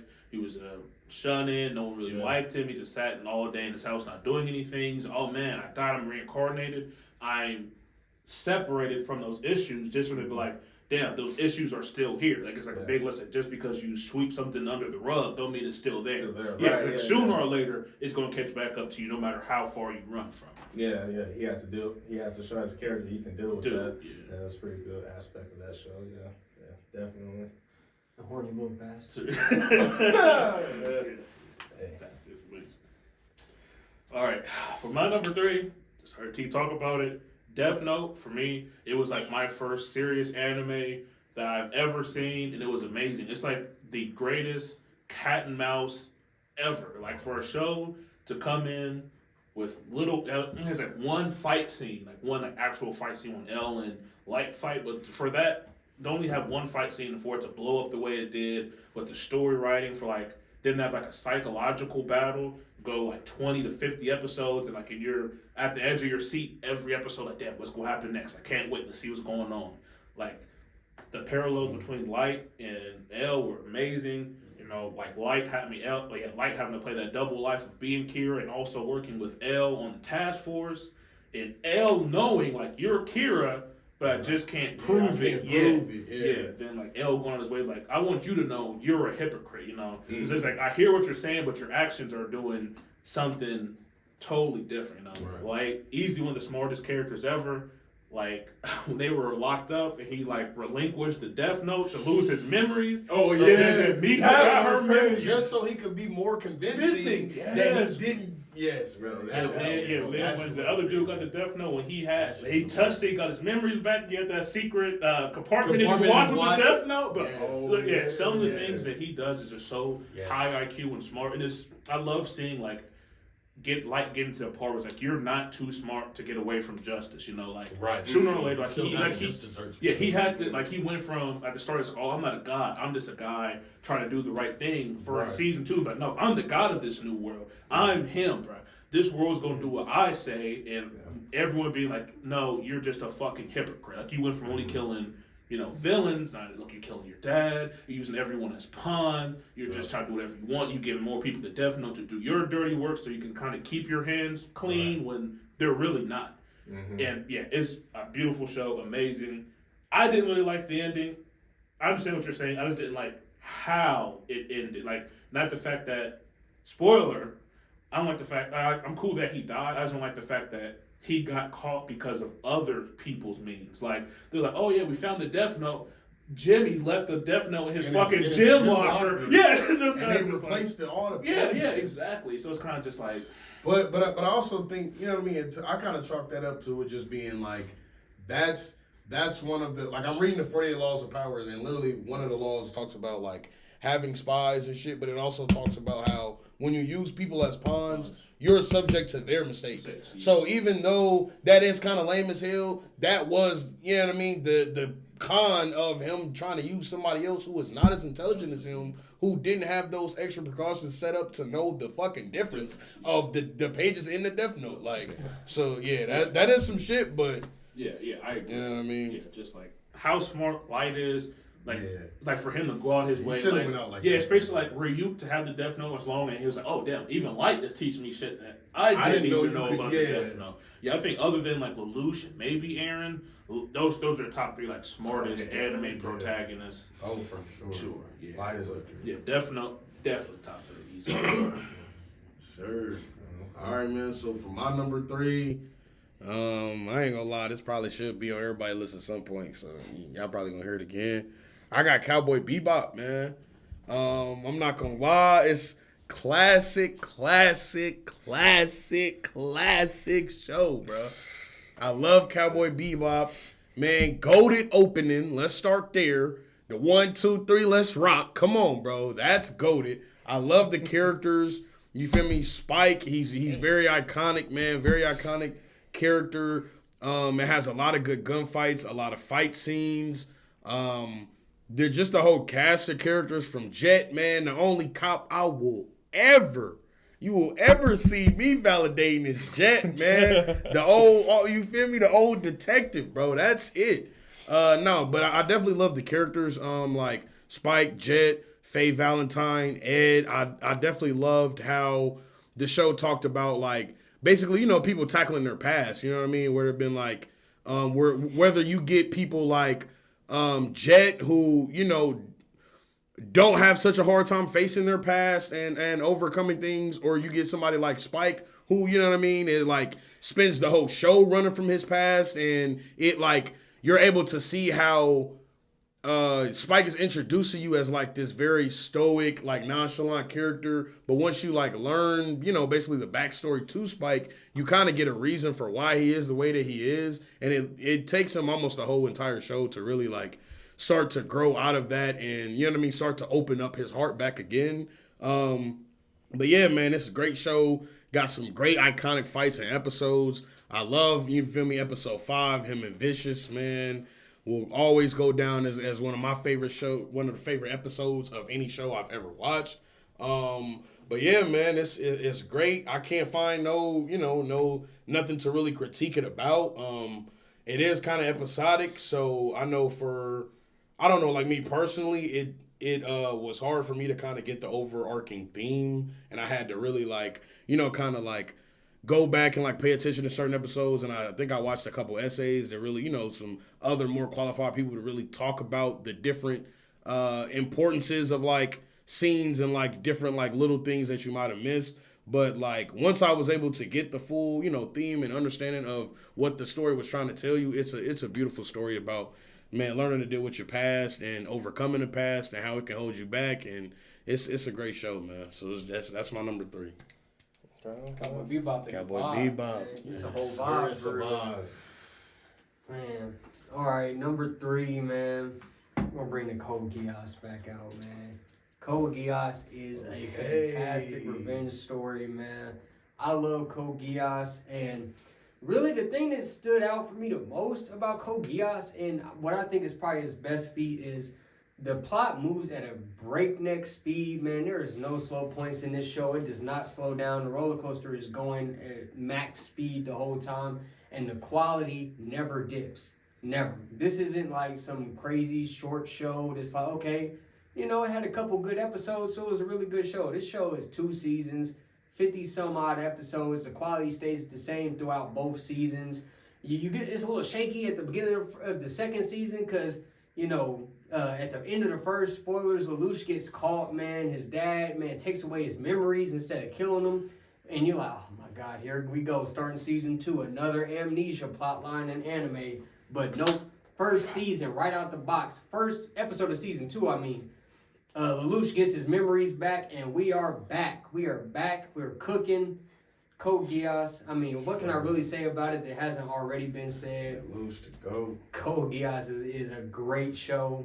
Go watch Code Geass, man. I'm surprised no one said about it has one of the greatest endings in all of anime. I'm surprised neither of y'all said that. You already spoiled the ending, man. Hey, it is one of the greatest endings ever. Having the greatest ending of all time definitely does not hurt it, man. It definitely can only help. Yeah, it's amazing. Yeah, you really can't say nothing negative about Code Geass, honestly. I love to hear that. Jeez. Okay, all right. 2. Well, 2 spot, ladies and gentlemen. Uh-oh. Oh, That's where people credibility, man. It starts to be at stake right there. Looking at him a little weird. No, man. For me, I had to sit long, hard to think about this one because I'd never been into this kind of genre before. I kind of just spread my wings and jumped off the cliff and see what it was all about because Jordan had mentioned it to me once and had to check it out. This newer version of the show is called Fruits Basket.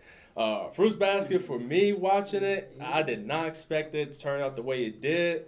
The newer version has more episodes than the original one that Jordan told me about, and ladies and gentlemen, I said it is not a disappointing show. The main character, Toru Honda-san, she's adorable. She's can be very relatable. You have a lot of sympathy for her, for what she's gone through in her past and what she's going through currently. Friendships and relationships that are developed with the Zodiacs that she come across. The household of Zodiacs, what they have to go through, the tribal tribulations, the leader, everything about it. It's just so impactful of what the main character had to go through. Not to mention the opening soundtrack of the show is amazing.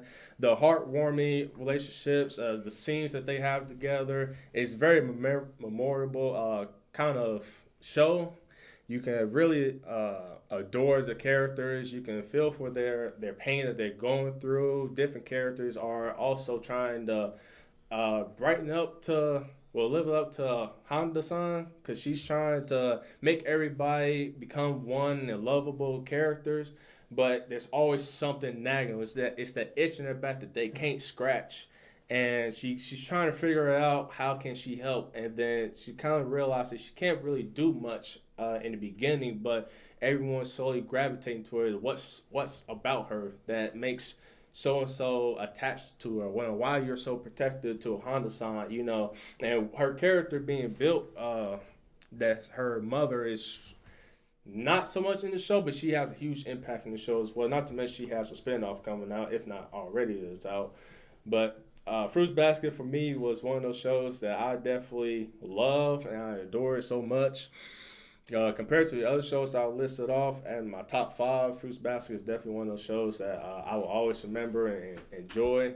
The 4th season that came out are really, really good. The ending, I am really proud of what happened at the ending. I won't spoil it. You can really appreciate what she's done to the show and the characters that are involved with it. Is really one of the shows of the generation that I think everyone should watch. Even some anime watchers have seen maybe some episodes of it and they like the show that I spoke to outside of the anime community. But yeah, Fruits Basket is one of those shows that I love. At the number 2 spot, that's my take on that one. Yeah, Fruits Basket is definitely putting it on for the reverse harem genre, man. Oh yeah, definitely. Definitely probably the all-time greatest reverse harem show out there. And Toru is just one of those characters where you're going to become a better person just from watching Toru. Yeah, literally. She's such a great person. Just watching her is going to make you a better person. But yeah, Fruits Basket, definitely a great show. Yeah. And then spin-off. Is it a show or a movie about her mom? I think it's a movie about her mom. Yeah, about her mom. She was like a biker She was a person. biker. Yeah. That's an episode and show that, especially I think in season 3 or 4, it's like a full circle for a specific character. I think it's the cat Zodiac sign. It's a full circle of his character build and why he's the way toward Honda-san.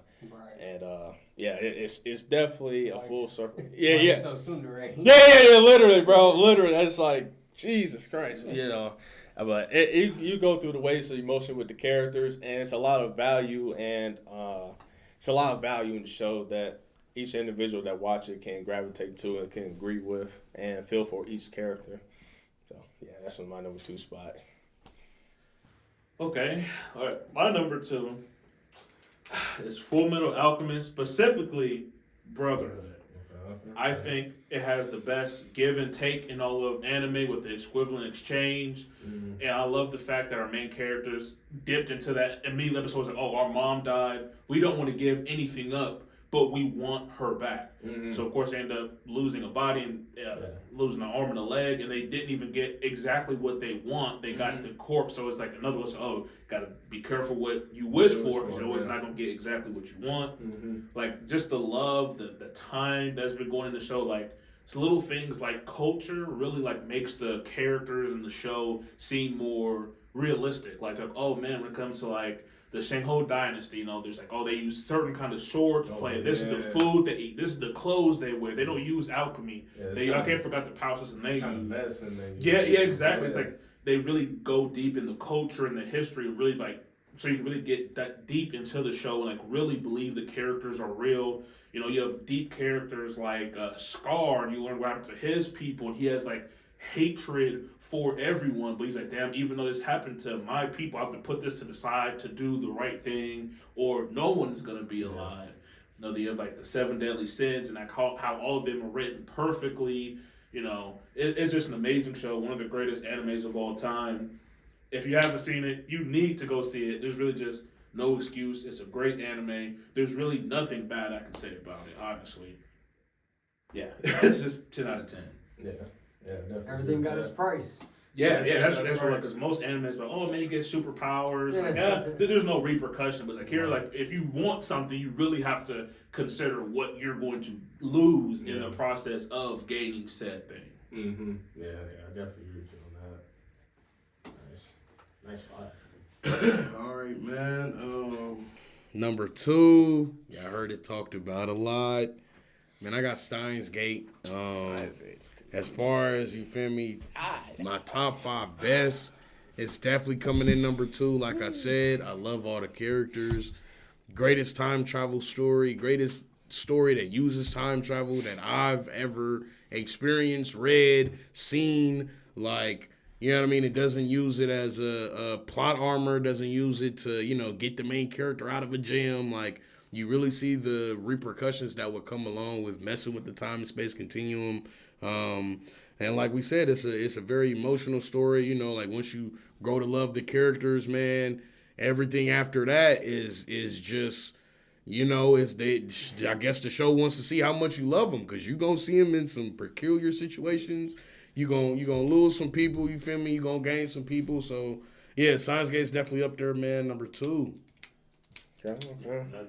There ain't nothing to say about that. Yeah, exactly. By Science Gate, man. I'm saying I love Reyes. But it's a very, very respectable spot, though. You know, Science Gate's definitely one of those shows that you gotta get It's a some hard love. spot, man. Crazy. All right, man. Moving into my number 2, I got Fate Zero, man. To me, first of all, another Gen Urobuchi directed anime. This is, you know, Studio Ufotable at its best, man. Before they was doing all that stuff with Demon Slayer, they was right here with Fate, man. I love Fate Zero. To me, it's the best written, purely action show you can find out there. For those who don't know, man, Fate stuff is usually like a battle royale type show. You have masters paired up with servants and teams. It's a free-for-all fight, man. Only one person can be left standing. Absolutely great show. The director, Gen Urobuchi, just took it to another level where you could have just had, oh, this show is very entertaining, you know, it's action-packed, you know, battle royale, free-for-all type aspects, but he really hunkers down on the characters. You follow a myriad of different characters throughout the show, and you really get a feel for who they are. And they help you develop the characters to the point where you actually care about what's going on with the characters. So, man, just think about how much of a situation you'd be in with that, where you care about all the characters, but you know they gotta duke it out. Yes. You know, it's only can be one person left, so you're gonna lose some characters you like. But hey, man, just absolutely great watch. Fate Zero, if y'all ain't seen it, and probably barely anyone has not seen it, but if, you know, to the 3 of y'all that's out there, go watch it. I did mention one of the greatest, has the best animation, at least me personally, I've ever seen of any anime. That's what caught my eyes. Damn, this animation is crazy. Yeah. Before Studio Ufotable had to, you know, pay their taxes. Yeah. Oh, yeah. Unlimited budget works. Yeah, but it's beautiful, bro. Yeah, Fate Zero is definitely one of those shows, man. Especially one scene stick out to me as you talk about the characters was a scene where Saber, Gilgamesh, and a Ryder was at the scene. And they was all talking about Saber and what her perspective was on the Banquet of Kings. That's what I think that episode was yeah. called. Great discussion, man. Yeah, that was a great episode. And even the great fight was Ryder versus Gilgamesh. That was pretty good on his pretty much last leg. But yeah, that show is definitely one for the ages. I love it. The competition in that show is amazing, because all the people that are summoned, they're all different timelines and ages, and to see there's certain things, there's a lot of things different, but it's great to see certain things always are the same. Yeah, you know, there's they all can agree on certain things, regardless of the time. Yeah, cause I think the first Fate Zero when Lancer was fighting Saber, or no, it's Saber versus Assassin. They both had their own perspective. Saber was like, I'm not trying to fight you, Assassin Line, I'm trying to fight you here, but I gotta do what I gotta do, kind of Gotta stuff. duke it out, man. The winner gets Holy Grail, so any wish. Yeah, any wish they want. Granted. Bam. Yep. All right, rolling to the ones. Woo, Y'all baby. ready? Oh, man. I'm curious what everybody got to say, man. We got the Disappoint Steins. me, We got man. we got the Steins gate out the way. Yeah, it's so, already I out mean, there. I'm telling you, I'm throwing Hey. curveballs, man. I'm bringing good culture and good shows Good to the culture. podcast, man. Classics or I'm new about to ones? put y'all on, bro. I know y'all ain't seen this one either. Oh, Coming man. with another banger. The one I got, y'all definitely ain't seen it. I know 2 people here haven't seen. At least the other one has. That I recommend it. All right, rolling to the one spot for me.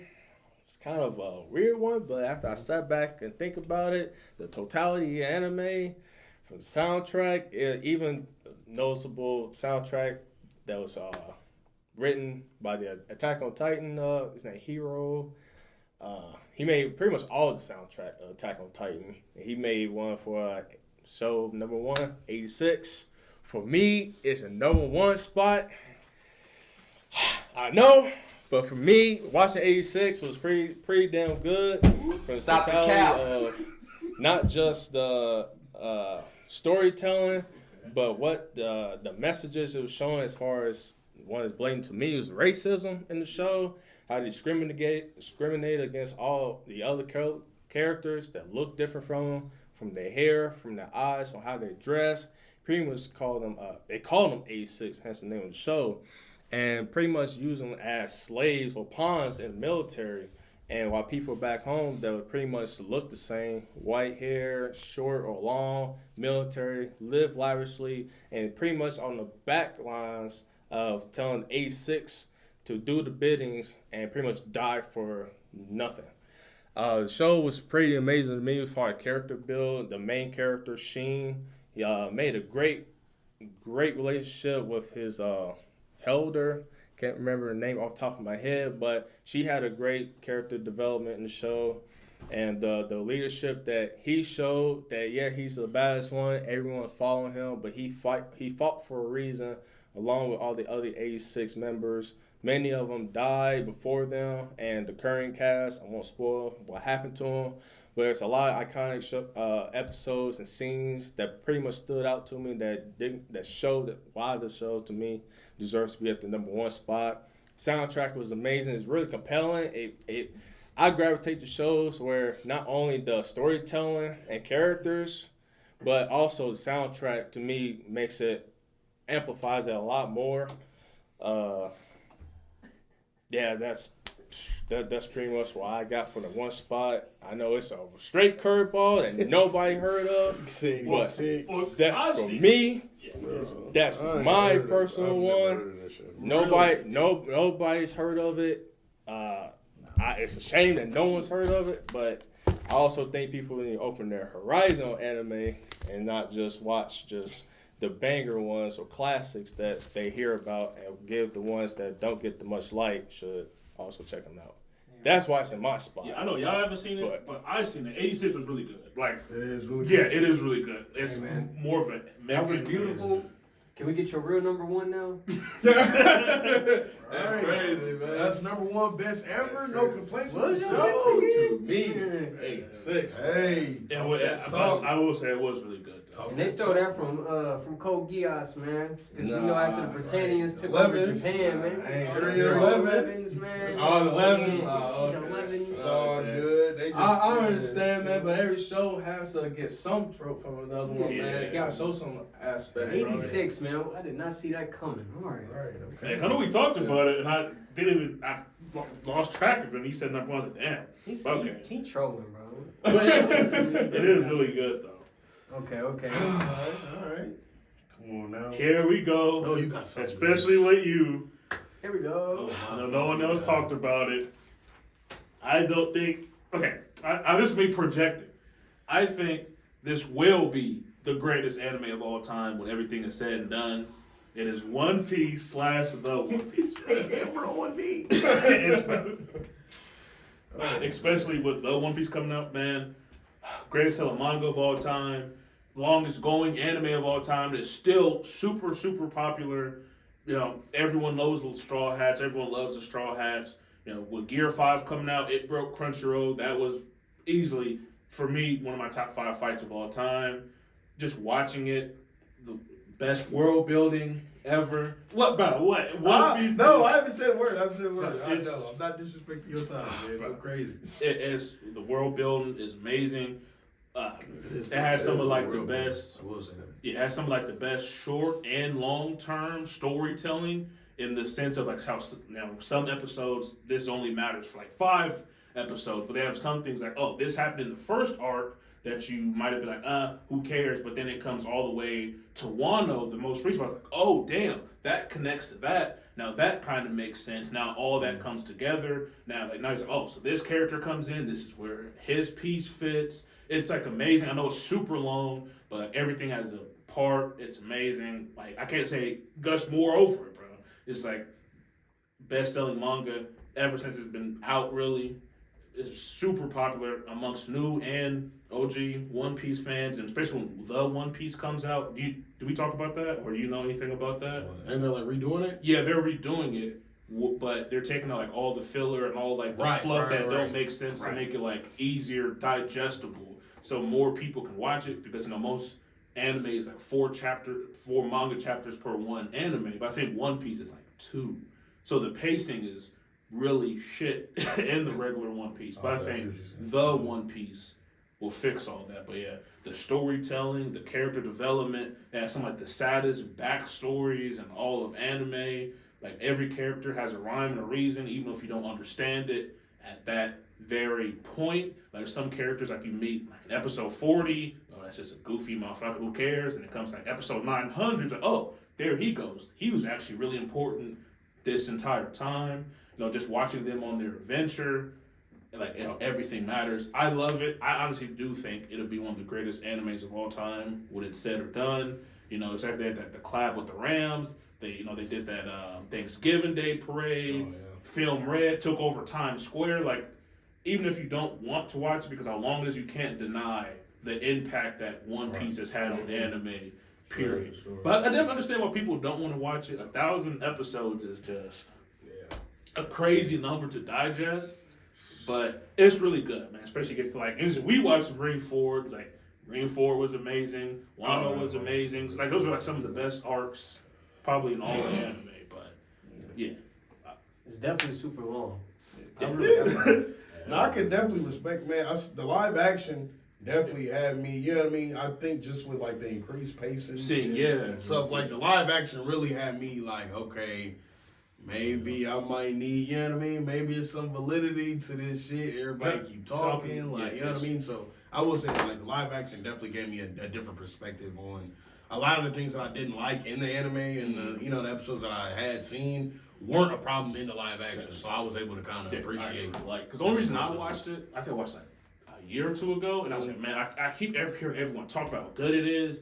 I was skeptical, and I was like, man, I was seeing everyone say, oh man, you gotta watch like the first 90 episodes for it to get good. And it's just like, god damn, bro, that's crazy. But it's like, you gotta watch it because you gotta understand like the world building, because it's such a unique, diverse world with a whole bunch of different races, and they all have their different problems. Like, there's fishmen, humans don't fuck with fishmen don't fuck with humans. Then you got somebody like Luffy that don't really understand shit, and it's like, oh, who cares about racism? You're cool. I'm trying to protect y'all. I'm not here for all the racism bullshit. I'm just here to have fun and go on this grand adventure, Right.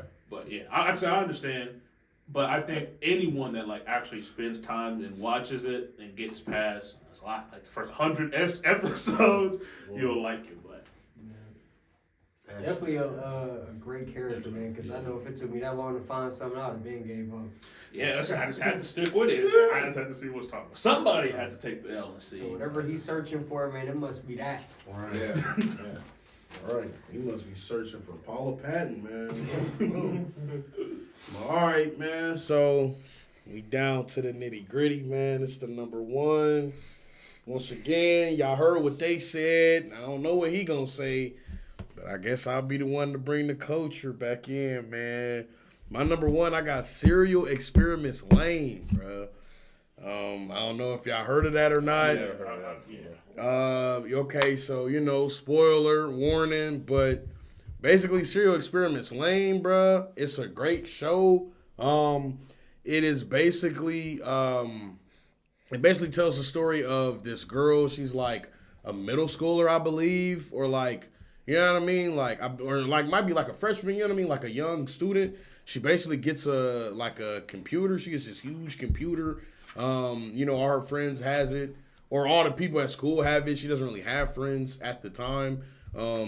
She basically gets the computer system, sets it up, and as she goes online, the depiction of like how the show depicts online settings, whether it be like chat rooms or like forums or like things of that nature. I thought it was very unique in how they depicted these things. Like, I believe there's one scene where like her and some friends that she met online are like supposedly in a forum or a chat room, but it's depicted as like a club. You know what I mean? So you got like a table of like these high school kids, and then nigga in the corner of the room, you got niggas doing BDSM. You feel me? They pan the camera. You got like rockers in the corner. They pan the camera again. It's like high school kids listening to like hip hop. So and like as the story goes on, there's a lot that happens. Like she kind of develops this like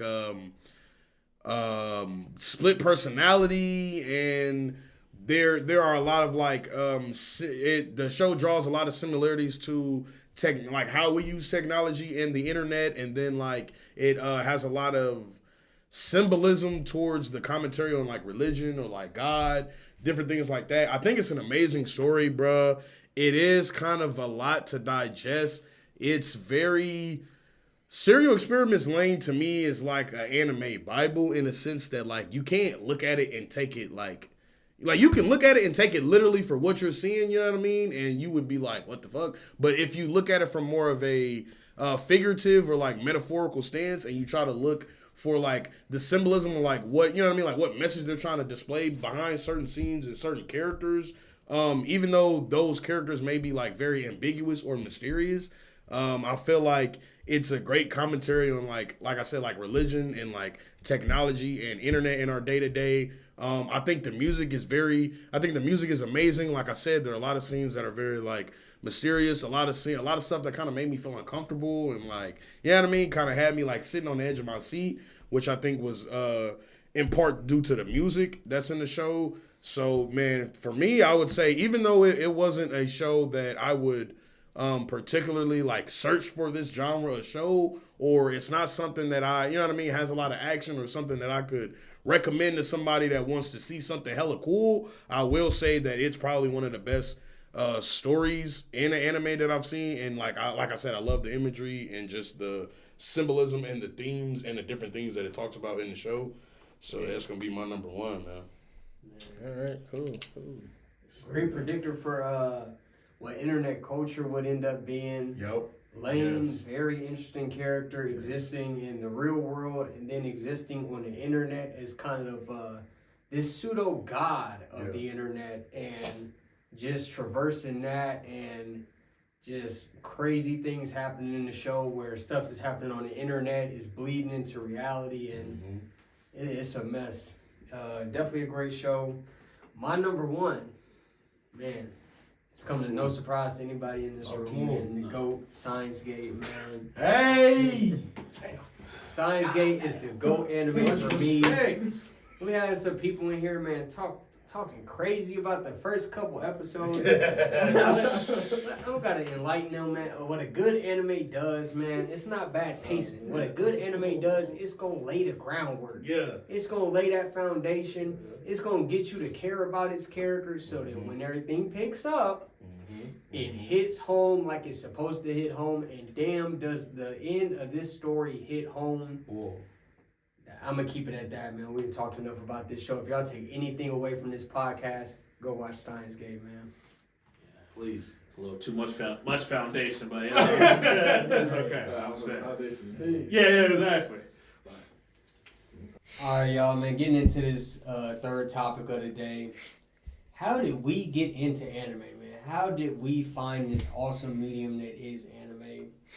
I'm gonna go ahead and go first, man. For me personally, I always had a predisposed liking to anime, grew up on a lot of Naruto, Saturday nights, Toonami, Dragon Ball Z, playing a lot of Dragon Ball Z games with my brother Dwayne, man. Late nights at his house, waiting for my mom to come pick me up. This man had every Dragon Ball Z game you could think of, man. But where anime fandom really took off for me in 2013, started to make the switch from cable TV to streaming websites in my household. So I'm just perusing Netflix looking for shows, and I saw this show called Soul Eater, man. I really liked the promotional art for it. So I went ahead, man, gave it a watch, was blown away. This was like Naruto, Dragon Ball Z, just way shorter.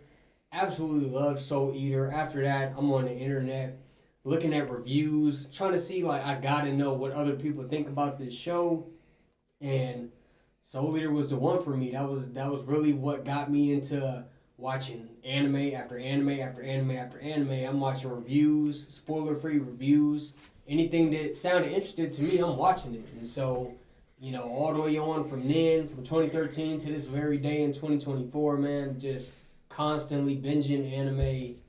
I loved it. Some of the first anime I watched back then, Ouran High School Host Club, Black Butler, and Witchblade were some of the first shows I watched along with Soul Eater. So, you seen any of those shows? Shout out to you, man. All right, man. So for me, how I got into anime, kind of similar to Jordan. Growing up, you know, I had seen like Naruto. I had basically seen Naruto. I had seen Dragon Ball Z, so I kind of knew of anime. But I wasn't, you know what I mean? I was more of a video game kid for real, like, you know, playing the Call of Duties and 2Ks and stuff. So I believe it wasn't until I want to say like had to be like maybe 2015, 2016. You know, I'm talking to Jordan. You feel me? You know, he trying to get me to start this anime thing. I believe the first show we had ever watched like together was like Bleach. We used to Xbox used to have a feature called Snap a App, man, where you could like play the game. You know, we would play the Division or, you know, whatever the game we were playing, and we would have like Bleach, Hulu up. You know, I had the episodes pulled up, which one were filler, which one could I skip. You know what I mean? So that kind of got me, that was my first, I feel like, doorway into anime and like, you know what I mean? Because I hadn't really seen Bleach growing up. I had heard of it. I had seen Ichigo. Like, I knew what he looked like, but I had no idea what the story was. So, yeah, man, I watched Bleach, man, fell in love with that. Then I watched, like, Afro Samurai, ended up watching Death Note. And then after watching Death Note, you know, Jordan was trying to get me on Code Geass. You know, but he really fucked up, though. He like, Lelouch smarter than Light. I'm like, yeah, you lost me, bro. What other shows you got for me? So he put me on Steins Gate, watched that, fell in love with it. So then I thought, like, man, maybe his recommendations do got some weight. So I went back, watched Gurren Lagann he told me about, ended up watching Code Geass. And after really watching Code Geass, I want to say that's when I fell in love with anime. And that's when I really came to the realization that, like, I don't know, just growing up, you know, like African American, growing up black, I feel like there were a lot of, you know, everybody had those kids in school that ran with their hands behind their back and, you know, would do the jutsu signs in your face. So anime always had like a negative connotation with it growing up for me personally. But like as I got older and like I said, after seeing the shows that I just named, I came to the realization that, like, you know what I mean? All anime isn't Naruto and Dragon Ball Z. All anime isn't, you know, fighting. All anime isn't nerdy. And anime itself is basically just a medium, like movies, like TVs. Like, there are plenty of genres that fall within anime. So, that opened the doorway, man. I started, you know, doing my own thing. Like, basically what Jordan said. I started looking up, you know, reviewers, spoiler-free reviews, and, you know, anything that sounded interesting, man, I started watching. And hey, man, we here today, man. I'm an avid watcher, man. Otaku, man. I'm, you know, bringing a great culture, got great taste. So, hey, you know, humble beginnings. Yeah, mine's kind of similar. You know, used to hang out with Jordan as a kid all the time, playing Budokai Tenkaichi 3, specifically on the Wii. I'm telling you, the greatest Dragon Ball game ever. hands down, bro. I gotta buy it just so y'all can play it, bro. The roster is crazy, the fighting, yeah, I dinner got it, even though it's that bitch like $50. Dinner, like I just couldn't get it. But yeah, we was playing that. You know, I was like, oh, this is cool. Didn't really know what anime it was. Oh, that's Goku, obviously. Then, you know, staying up late watching Toonami, Dragon Ball, Bleach, all that stuff. And I remember, so I was scrolling on Netflix, and the first show that I seen was Welcome to the NHK. I'm like, oh, that sounds weird as hell. And I put on and watched it. I was like, yo, this is tight. I love it. I know you've seen Welcome to the NHK. Yeah. But yeah, it's amazing. I was like, damn, this was up. I like it. I remember talking to you about it. He's like, oh yeah, you should watch this, and that. I was like, fuck, add to the list, watch it. Yeah, and ever since then, instantly hooked. But it's like T was saying, had that negative stigma to it. You know, we had people like Fraud, we was always at Tinley doing the ninja socks and hand signs in class. I was kind of just I was like, I can't openly tell people I watch anime. I'm gonna end up like this dude over here running down the hall with ninja socks. But yeah, like ever since ever since the first real anime that I watched, it was just over. Like, that's all I really watched now, honestly. We're gonna have to bring Farai on the podcast for real. Yeah, we got that's gonna be a trip. Dang.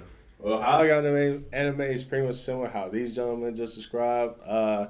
My older brother, like 14 years older than me, he actually had the DBZ VHS tapes that I watched when I was younger, and mostly back then U.S. didn't really have the dub at the same time as they did, so it would be constantly weekly, monthly, repeating episodes. So I would just watch it repeatedly.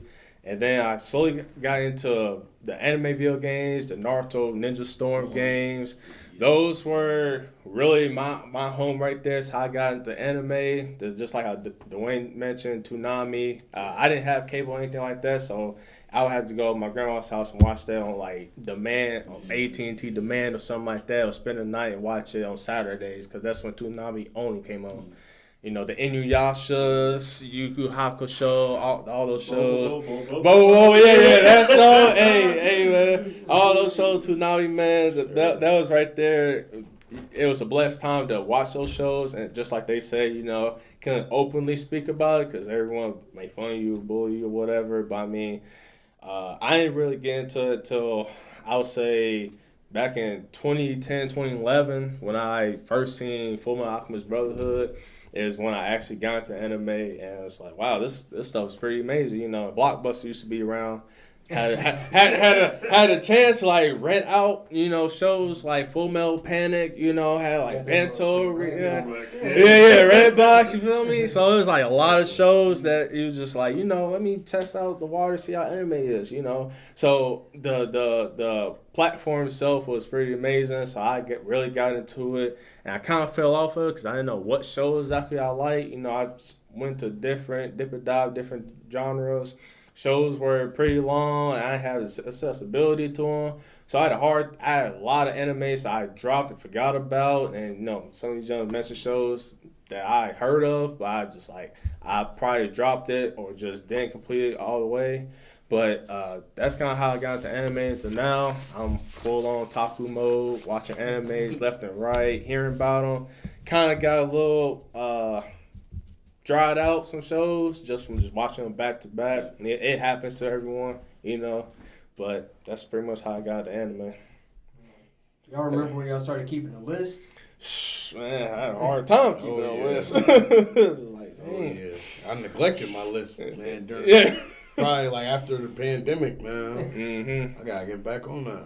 My first list was on notebook paper. That's what I did back then. Notebook. I lost it. I had to remake my whole list from memory in my phone. Yeah, I got it in the notes app, man. Yeah, that's why I was at now. I know there's so many shows like I've dropped. I just couldn't stop, and I was like, I kind of just lose track from that. Yeah, that's the hardest part. But for me, when I dropped the shows, I was like, dang, I want to watch this, but there was like another show on the list. I'm like, dang, I watched this. You know, I just keep putting stuff back. Finally finished. I'm like, dang, wish I finished it back then. But you know, it is what it is. All right, then, y'all, man. Moving into this fourth topic, we got to debate this as old as the anime community itself, man. Sub versus dub. Where do you sit on the sub versus dub debate? Man, me personally, I think there's only one place to sit on this debate, and it's on the fence, man.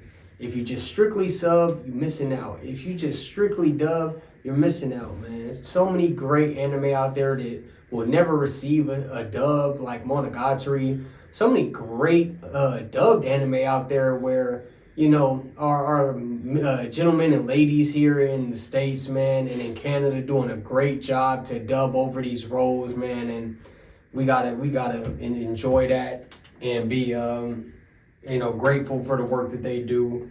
I got a couple anime here, man, that I just love the dub for. Cowboy Bebop, Black Lagoon, Penny and Stocking, and Hellsing. All are shows that you, to me, must watch dub, man. Crispin Freeman in Hellsing as Alucard is one of the all-time great dub performances to me. It's true. But I gotta sit on the fence with that one, man. You can't really go one way or the other. All right, man. Now, to be honest, I definitely share that sentiment as far as sitting on the fence is probably the best place to be during this argument. Like you said, there are some shows that have an amazing sub that won't get a dub. There are some shows that have an amazing dub that you would be remiss if you didn't watch it. Where you know what I mean? Where watching some shows sub or dub or vice versa can really change your whole perspective on the show and how good it is.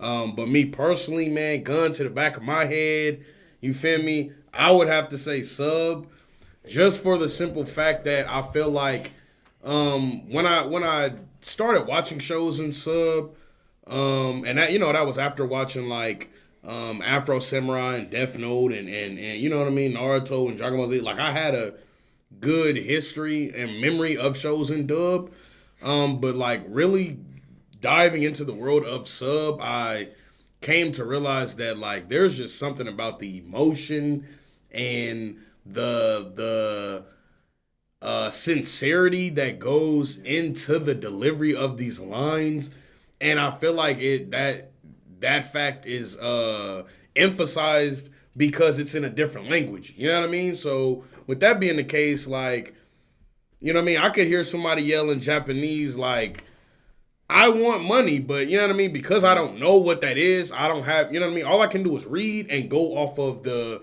emotion that is pricked up inside me or not when I hear that, as opposed to, you know, I speak English. So, you know what I mean? If I'm watching and Naruto's like, I want to help. Like, certain things, certain lines, because they're not going to sound cool. You feel me? They're going to be corny. They're going to be cringe just for the simple fact of, you know what I mean? Like, it, you know what I mean? It is what it is. So I feel like with sub, man, that's very rarely the case. I don't think I've ever heard a cringy line in sub. Now, if anything, it would probably make it hilarious. You feel me? Which, you know, isn't a bad thing at all. So, yeah, gun to my head, man. I gotta pick one. I would say sub, but I understand the on the fence, and that's, you feel me? Like, it is what it is. Yeah. You can't keep up with the seasonal anime if you only watching dub. Right, exactly, yeah. Some of these more popular shows, you know, they get the simulcast treatment now, but for the most part, if you want to keep up with the seasonal shows, you gotta watch sub. Right, or just be behind, be ready to, feel me, mute it on Twitter and not go on social media until you can't be in the conversation. Right, exactly. All right. There's only one correct answer to this debate. Just read the manga. Honestly, I prefer sub more than dub. Like, cause sub act, like, you know, when it comes to sub, you could tell like their heart and soul actually goes into it. You could tell, like, I believe in Japan, like, voice actors, especially for anime, are more like glorified in Japan, and here in the States, it's kind of just like, oh, you do that, oh, that's cool. You know, it's not something that they're like putting their heart and soul into, like, for the most part. C-list celebrity. Yeah, exactly. You can tell they do it over there in Japan. So, oh yeah, I'm trying to be the best of the best, you know. Right. Yeah, but there's some anime I feel like you should only watch dub. Full Metal, Gurren Lagann. There's like a handful of like they're just so much better in dub because they have like one or two just legendary voice actors where it's just like this one is way better than the sub. I feel like 90% of the case it's definitely sub over dub for the most part, in my opinion at least. Okay. Cool. I ain't got much to argue here because I agree with Dwayne as far as that goes. Sub is the only way that I watch anime, except for some nostalgic animes I watched growing up, the Dragon Ball Z, the Fullmetal Alchemist Brotherhood, a little bit in Inuyasha. Definitely love the dubs there. The sub aspect, just like what Dwayne said, the emotions that the actors give, the actresses give to their characters, I feel like amplifies the characters' dialogue so much more, and what the scene stands for itself. It just gives that hardcore delivery that I don't think dub actors give, which I'm sure they work their hardest and they do that to fulfill that role. But I just feel like sub is just the right way for the originality of the anime as far as that go in that discussion. So I ain't got much to argue as far as that goes. Dub has its place in animes, but I think sub is the one way to go. I understand people can't read and watch the scenes at the same time. I just think that it just goes to. I just think that it goes to just. If you do it long enough, you can't do that. I just think if you do it long enough, you kind of get used to it, and it does. This is a skill you can learn. Yeah. It doesn't hinder you of enjoying the show that you actually want to watch. And you don't have to wait for an extended amount of time for the dub to be made to watch the show. Because I know how that felt, waiting for dubs to, complete when the sub is already completed. Sub definitely intensifies your viewing experience. It feels like sub voice actors are like acting for their life, where most dub voice actors are just doing it for a check. I could be wrong, but that's what this feels like all the time. I'm just being honest. That's why sub a lot of the times is better. Yeah. Now I will say, when I mentioned Dragon Ball Z, is dubbed. Now the movie, The World's Strongest for Dragon Ball was amazing in sub, because the scene where Goku was actually fighting the Doctor of the Machine, and when he turned to Kaioken times 4, I feel like that was just amplified it a lot more than what dub did, especially at that time era with the music and the sound effect of the fights. It really stood out a lot to me in that aspect. But dub and Dragon Ball Z is amazing. It's iconic. It's well known around the world. But I feel like some dub sub in Dragon Ball Z is also acceptable in some instances. I said the word acceptable is crazy. I was about to say, man. So you watching the sub? Not acceptable. All right, man. Moving on, man. Our fifth topic of the day. Great gateway shows or great shows for beginners, man. If we wanted to get somebody into anime, man, get their feet wet, man, what would we recommend? All right, me personally, man, I got 3 shows I want to highlight. One of them being Death Note. As TJ said earlier, man, Death Note, very normie-friendly show, man. Besides the whole thing with the Shinigami and whatnot, very grounded show. There's not too many crazy anime-esque things going on. You don't have people walking around with pink hair, green hair, any exaggerated features. Just very grounded. And obviously, besides the thing with the Death Note itself and the Shinigami, everything that happens in this anime could happen in real life.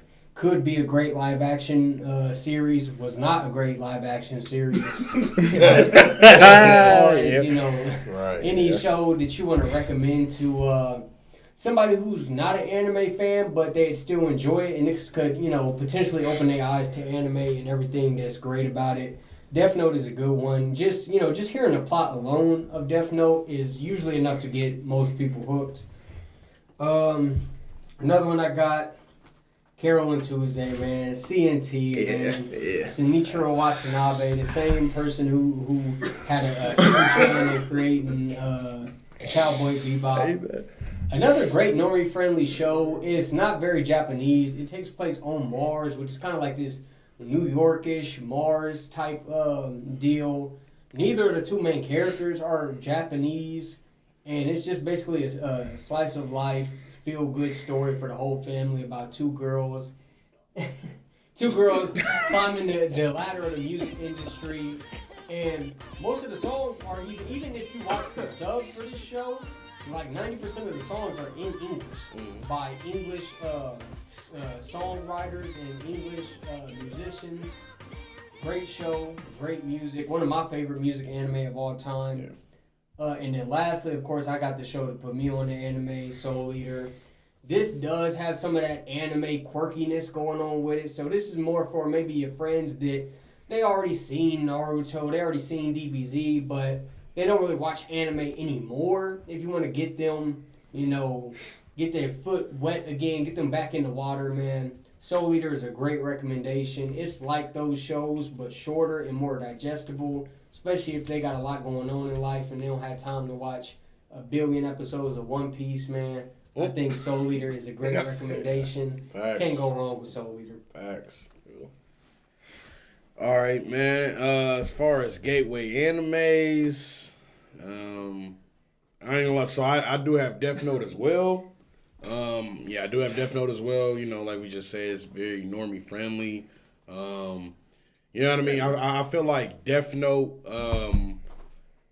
For me personally, I feel like I have recommended it to people who, like know of Naruto and Dragon Ball Z, and they only know anime to be more like, like more action filled, or like maybe One Piece, like they only know of like longer shows. Like I have put people on Death Note who, it's definitely the first show that they've seen that isn't like that can get intense and dramatic without it being like life or death physical battles, and bouts of strength. So I feel like it's a great show as far as that. Another one I got is Afro Samurai, man. Once again, bro, like me being a black person, like seeing the main character be that badass and look like Snoop Dogg, bro, is crazy. Like you feel me? He's a great main character, bro. Like the fights are great. The animation is great. You got Samuel L. Jackson in there. A lot of the music was done by RZA. So from the Wu-Tang Clan, so you know what I mean. It definitely has like a hip hop flair to it. The music is good. The stories are good, and it's very engaging. It's very bloody, gory. So you know what I mean. It's not childish or It's not anything like that. And I have Cowboy Bebop as well. Just a classic show. I really put Cowboy Bebop on this list for the simple fact that it's episodic. So with that being the case, like I have suggested like some people watch Cowboy Bebop who aren't really into anime, and when you get hit with that first skepticism, like oh no, and Cowboy Bebop is a great show. I can say watch this episode. You don't even want you know what I mean. You only want you to start at one. Watch this episode, and if you like it, then you can watch other episodes or finish it out. And because it's episodic, in that sense, I feel like it's a good show for somebody to kind of jump in, or like you can recommend maybe your favorite episode, or a scene you think they might like. You can recommend that episode, and it'll really open that door to get them really appreciate anime. All right, so I only have one anime because I feel like it's just so normie friendly. Anyone can jump in and watch it. And I have Demon Slayer. It doesn't have like this super deep, complex story. It's really easy to understand. Gorgeous animation, great fight scenes, lovable characters. It's something that newer anime fans and more experienced anime fans can like. Me personally, I think it's perfect. I recommend it to almost everybody, especially people that don't want to watch something that's like the story's too deep or it's too hard for them to understand. Again, I just feel like this is like the perfect cookie cutter anime because then you can go into branch off into whatever you like. Like, when you like shonen, you can watch that, or you can go into something more serious. But that's just my personal recommendation. Okay. All right. Cool. Well, I think my gateway ones, Kiss XS. No, I'm just playing. No, I was playing with that one. No, not that one. Well, I do agree with Demon Slayer. That was on my list. It's very trendy. It's new gen. It's action packed. It's some slight comedy into it. It's your standard shonen. Short, simple, and sweet. But another one I'd throw is Dr. Stone. I think Dr. Stone is pretty good. It's not have that dark aspect of it. It's pretty light. Also, a educational feature to it, which I don't think too many animes have. Right. As far as science goes and learning how to innovate, being creative with the mind. Main characters can be very relatable. A lot of the cast members can be relatable. Appealing soundtracks that's attached to the show. So I think that's another great gateway anime to get into it. One last one that I think is pretty light, but can be dark at the same time, which Jordan mentioned earlier, is kind of Black Lagoon. So I got into it. Black Lagoon is pretty pretty solid anime in my opinion. It has the action, it has some comedy to it, little snazzy kind of conversations that people can enjoy. Not too bloody or gory, but it can be very action-packed, friendly. You can get into it. It's not all cute and cuddly. It has some rough edges to it and characters and language. I definitely recommend watching it dub. Oh yeah. It's a must watch it dub. Yeah, 100%. You know, the main character you can kind of enjoy. Revy you will like. Appreciate the other side characters. The actions, the scenes that they have is amazing. Kind of like the mafia kind of feel to it if you kind of like those kind of shows or movies. So I think that's a pretty good gateway anime to point out to people that want to get into anime and not think it's all cute and cuddly. It's pretty rough around the edges, in my opinion, that can, you know, give a new insight on anime or what Definitely it is. a gritty show. Yeah, definitely a gritty show, man. Yeah, Black Lagoon is a really great recommendation. Very normie friendly show again. Yeah. It's almost like a Quentin Tarantino film, man. Yeah. But as an anime, this is just like straight up action, mindless action. Lovely show. Yeah, absolutely. Yeah, Great recommendation. this one's kind of weird to think about because I feel like most people have watched anime but just didn't know it was. Yeah. Yeah, so it's kind of like finding something that's similar. Like a lot of people watch like Pokemon, Yu-Gi-Oh. Yeah. Those kind of things. Didn't know that was anime. So Right. like, trying to find something that's like similar to that, and that's easy, like a super easy No, yeah, that makes transition. sense, yeah. So something like Slice of Life or Shonen are definitely like the easy one to throw out there. That is Yeah, true. like, absolutely. No doubt. All right, man. Getting into this last topic of the day, man. We got anime hot takes. Sheesh. What controversial takes do these guys have about anime, man? What is going to put them on the hot seat, man? I'm going first, man. We got to talk about this CGI, man. I'm not feeling the CGI. Get the CGI out of my shows. Bro. Now they want to have these, you know, these shows that are all CGI. No, bro. Can we get back to the hand-drawn cell animation, man? Please. The CGI, for me, I know, you know, everybody has their own opinion about it, but for me, the CGI got to go. Yeah. I know that the anime making in Japan is very rigorous, and people are doing like 72-hour shifts and whatnot. I don't want nobody to die, man. I don't want nobody getting overworked, but then cutting these corners with the CGI, I've never been a fan of it, and I'm advocating that the CGI got to go, man. I'm sorry. Maybe they got to work, 5 days in a row. I'm sorry. Just come on.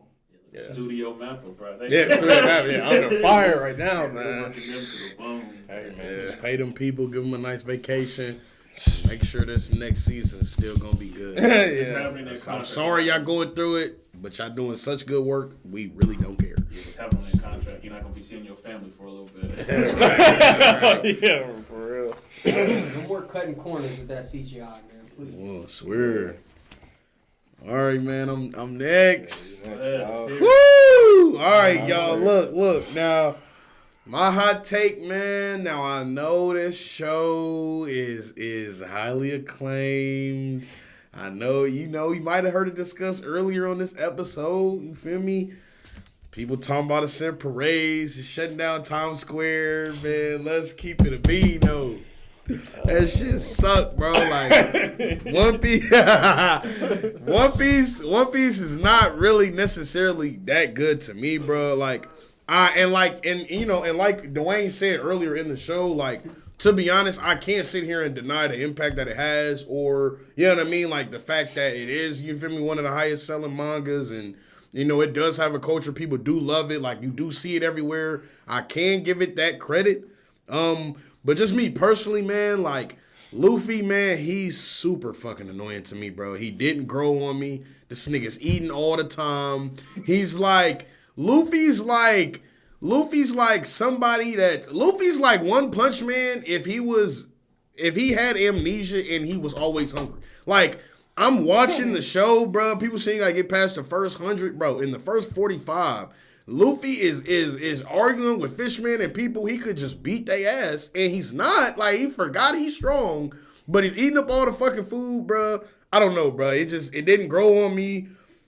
I'm not really a super big fan of shonen to begin with, so the fact that this is one with a million episodes, bro, you know what I mean? I feel like getting into One Piece and getting past that initial hump is such a daunting task that, you know what I mean? Like, it never really appealed to me. Now, to just as a saving grace for One Piece, I will say the live action, I did enjoy it. I did appreciate it. A lot of the things that I didn't like about the anime, as far as like I said, like that daunting task of getting past the first, how many ever episodes, or the filler, or the pacing, like the issues that I had with it, I didn't really have with the live action.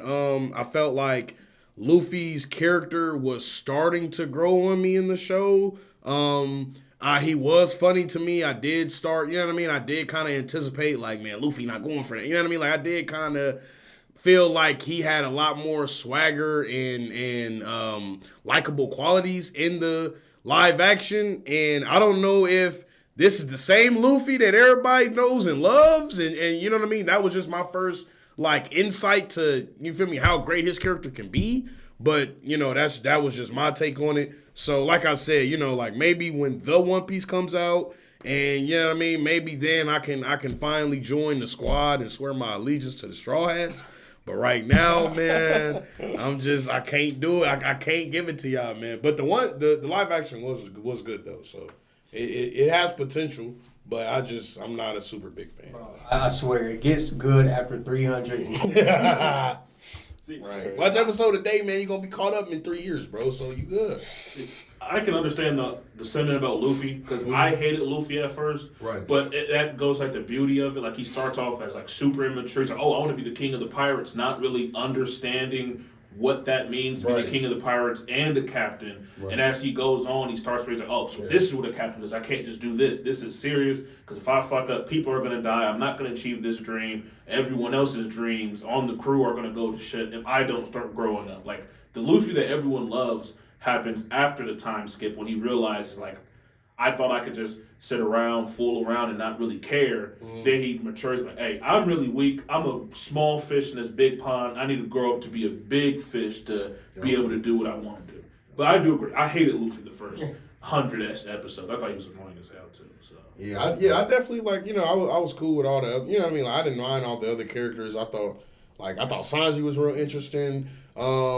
I thought Zoro was badass. I didn't really get, like, the gravity of his character until I seen the One Piece. I mean, the live action. And they kind of, you know what I mean? They talked about, like, his mercenary background. And, like, so that's what I'm saying. I don't know if these are things that, like, most people go through. And it's something that you would come to see after a certain number of episodes. But, you know what I mean? Just me having never seen that, you know what I mean? That's kind of the problems I have. I do. Yeah, I could see that one. Yeah. That's what I'm saying.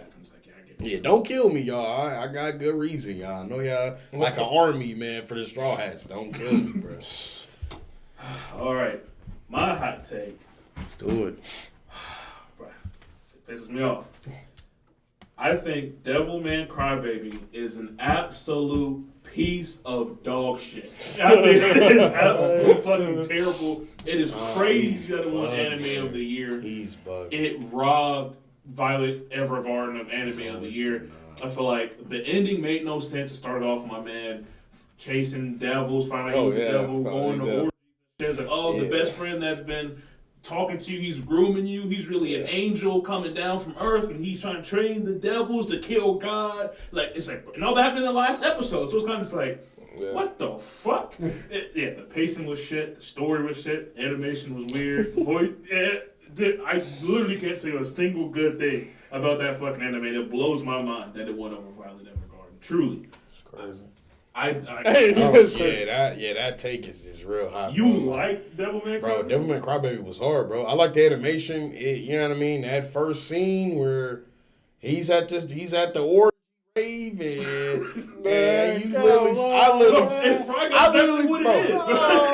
he's at it, bro. He goes to a rave. I watched it, man. Yeah, I thought it was hard though. Like I don't know. I thought the show was hard. Now I will say I didn't finish it. Oh, it's hard, but you didn't. I didn't finish it. I had some other stuff going on. Bro. I didn't really get to finish it. But, you gotta finish it, bro. But off of what I seen, bro, like it was a good show. Like, you feel me? Now, anime of the year, I can't speak towards that, but calling it dog shit is crazy. Yeah, I think it's pretty like compared to some of the other shows that was in there. Like again, Violet Evergarden was head and shoulders better than. Yeah, I heard that was a great show. I haven't seen it. I know you've seen it. What did you? Yeah, because you recommended it to me. Yeah, you said watch it. I watched it after watching Violet Evergarden, and I couldn't believe my own. Like, how is this anime of the year? Like, I didn't understand. The animation of it was okay, but it was like pretty out there to me. Like, I hadn't seen the animation style before, so I was like, all right, I'll let it pass. You know, it's not my favorite, but I don't hate it. You know what I'm saying? But the outline of the show and what it's supposed to be and what his drive is as an MC, as far as like getting to the conclusion of the show, I was really following that good. I just couldn't. I didn't understand what it was, and then some characters. Now I will say this against him was him saying characters weren't all that good. Now there were a few characters that I liked that ended up dying off towards the end of the show. I don't know how far you got, but there were some characters that I was like, damn, man, I really like that character. Even though I didn't fuck with the show like that, but the character was like somebody that I really enjoyed that I grown attached to. But definitely meant Crybaby. I don't know what it was about the show. I know a lot of OGs that watched the original one loved it. Yeah. But me personally, I did not. I did not care for it. It didn't have like a lot of context, like what really turned someone into a devil. It's like, I didn't really explain why he became that kind of devil, or what turns you into a devil. It's like, the little brother turned into a devil for watching porn, but everybody else turned into a devil for just going to this party that turned into an orgy. This is like, it didn't really specify. Like it didn't go into like deep detail about a lot of stuff. So it just shouldn't have won anime of the year. As a hot take, I know people love it, bro. I think it was kind of cool. But you didn't finish it.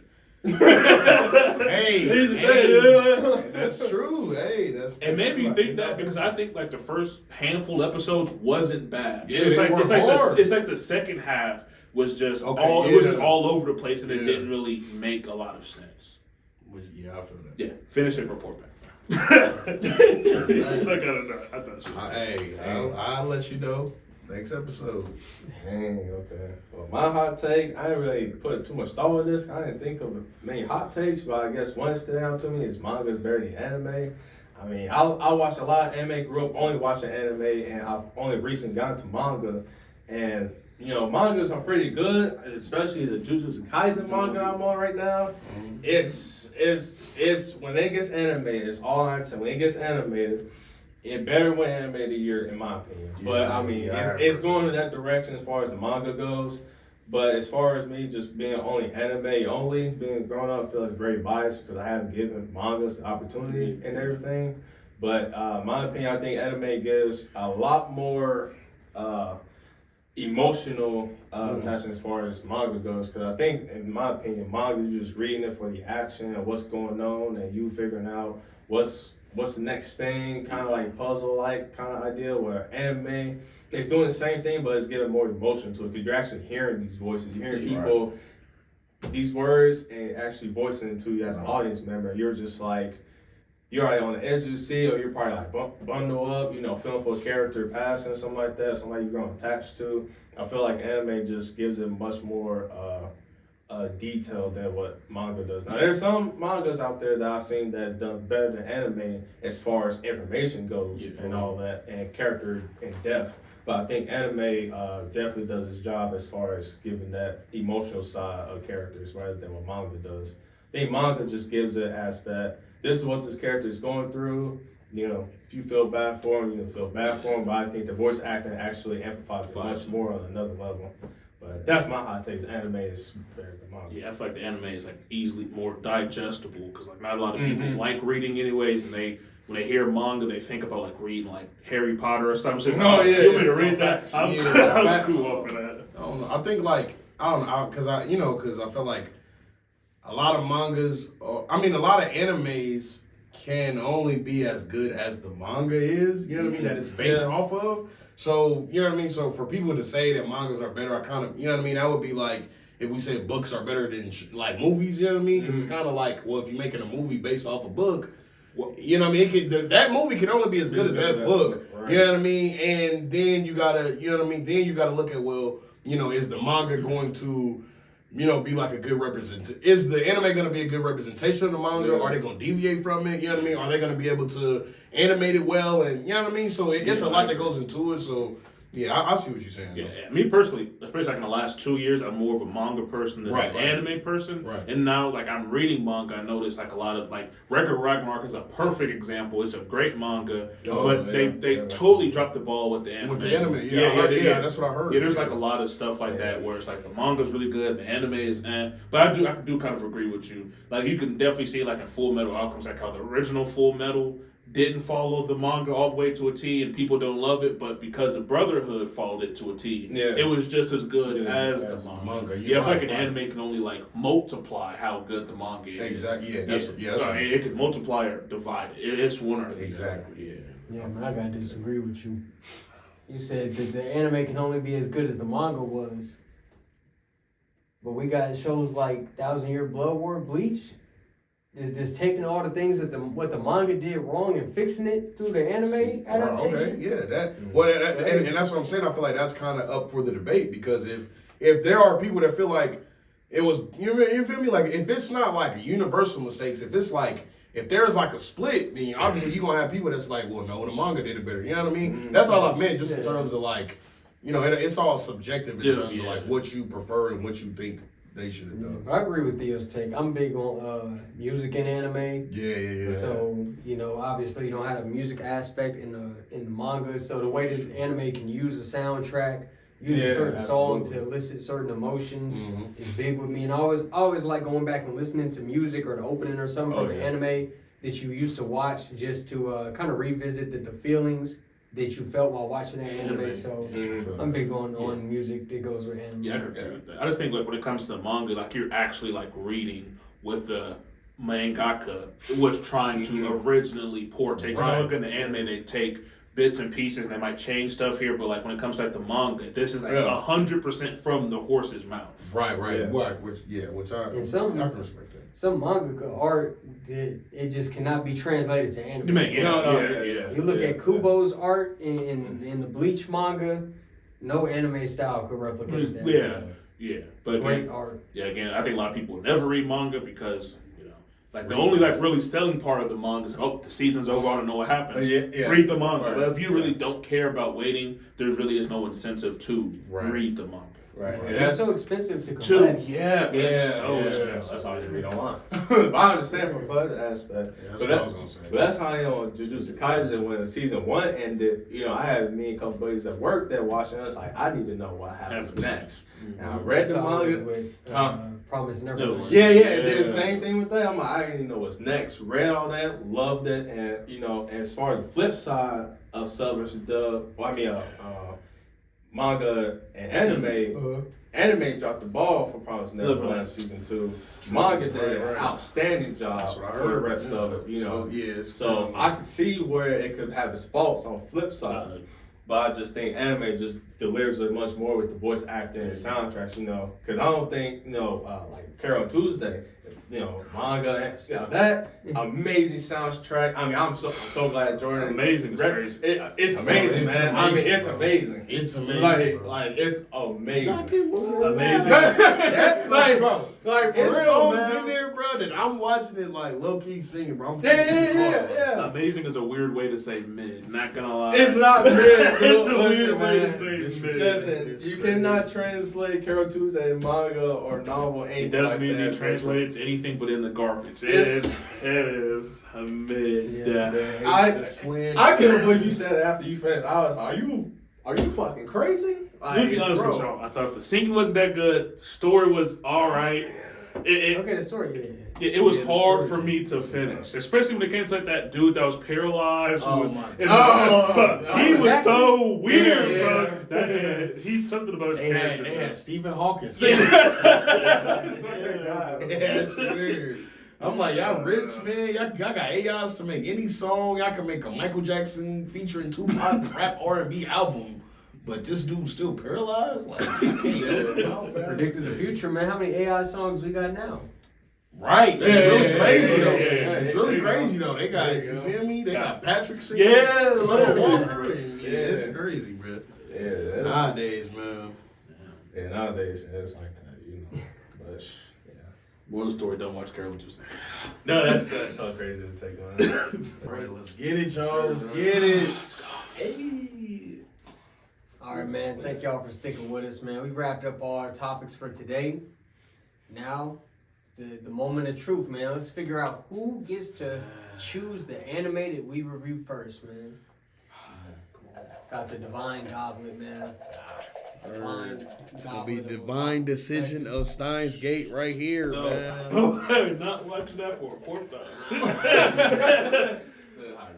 I ain't gonna lie, y'all. I told him to put the one that wins in the freezer for me. He didn't do that. They all feel the same, so I hope I win, man. No, they feel on the same size, so you already know.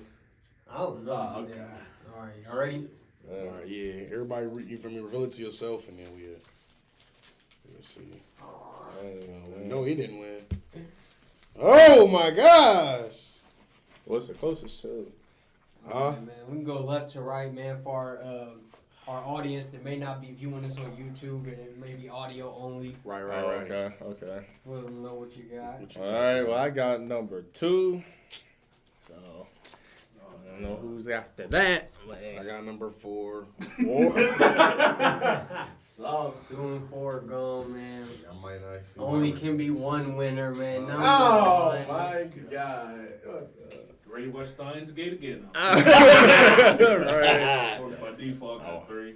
No, watch Cowboy Bebop. What you got for us, Jordan? All right, man. Next week, on next week's podcast, man, we will be reviewing Fully Cooley, man. FLCL. Man. FLCL. Okay, I haven't seen that one, man. I heard it's goated. Fully I heard it's what? goated. Fully I've heard it's goated, but I have not seen it. So that just made me excited as hell. I'm ready to see what bro got going on. I see him with the Glocks already. Yeah. I'm ready to see what he got going on, man. I'm excited, y'all. Y'all should be too, man. Tune in next episode, man. Until then, stay otaku, man. Keep watching shows. Refine your taste. Come back here for all recommendations that you need, man. And we'll see y'all next week. From nothing but it don't show. Ain't no telling how far I go. Cause where I'm from, you don't know if you gon' fall where you rose. In my city, I know it gets cold. So tired of these stories going untold. Want me in a box and I can't fold. I'm just gon' shine like diamonds and gold. Just wanna see it shine, so I put this on my spine. I was down bad, trapping at the finish line. I can't stop going hard, this is my marathon. My brother said it's time to get up on your grind. My road ain't easy, but dear Lord, I am trying. Head always up to keep my crown off the ground. Shit hit the fan, so I'm not even around. I packed it all up and got right out of town. But I can't feel no ways, keep it pushing in my days. I ain't slept in a couple days, shouting with my brothers what I crave. Got me working harder than a slave. I'll take it all just to lead the damn brave. I came from nothing, but it don't show. Ain't no telling how far I go. Cause where I'm from, you don't know if you gon' fall where you rose. In my city, I know it gets cold. So tired of these stories going untold. Want me in a box and I can't fold. I'm just gon' shine like diamonds and gold. I came from nothing, but it don't show. Ain't no telling how far I go. Cause where I'm from, you don't know if you gon' fall where you rose. In my city, I know it gets cold. So tired of these stories going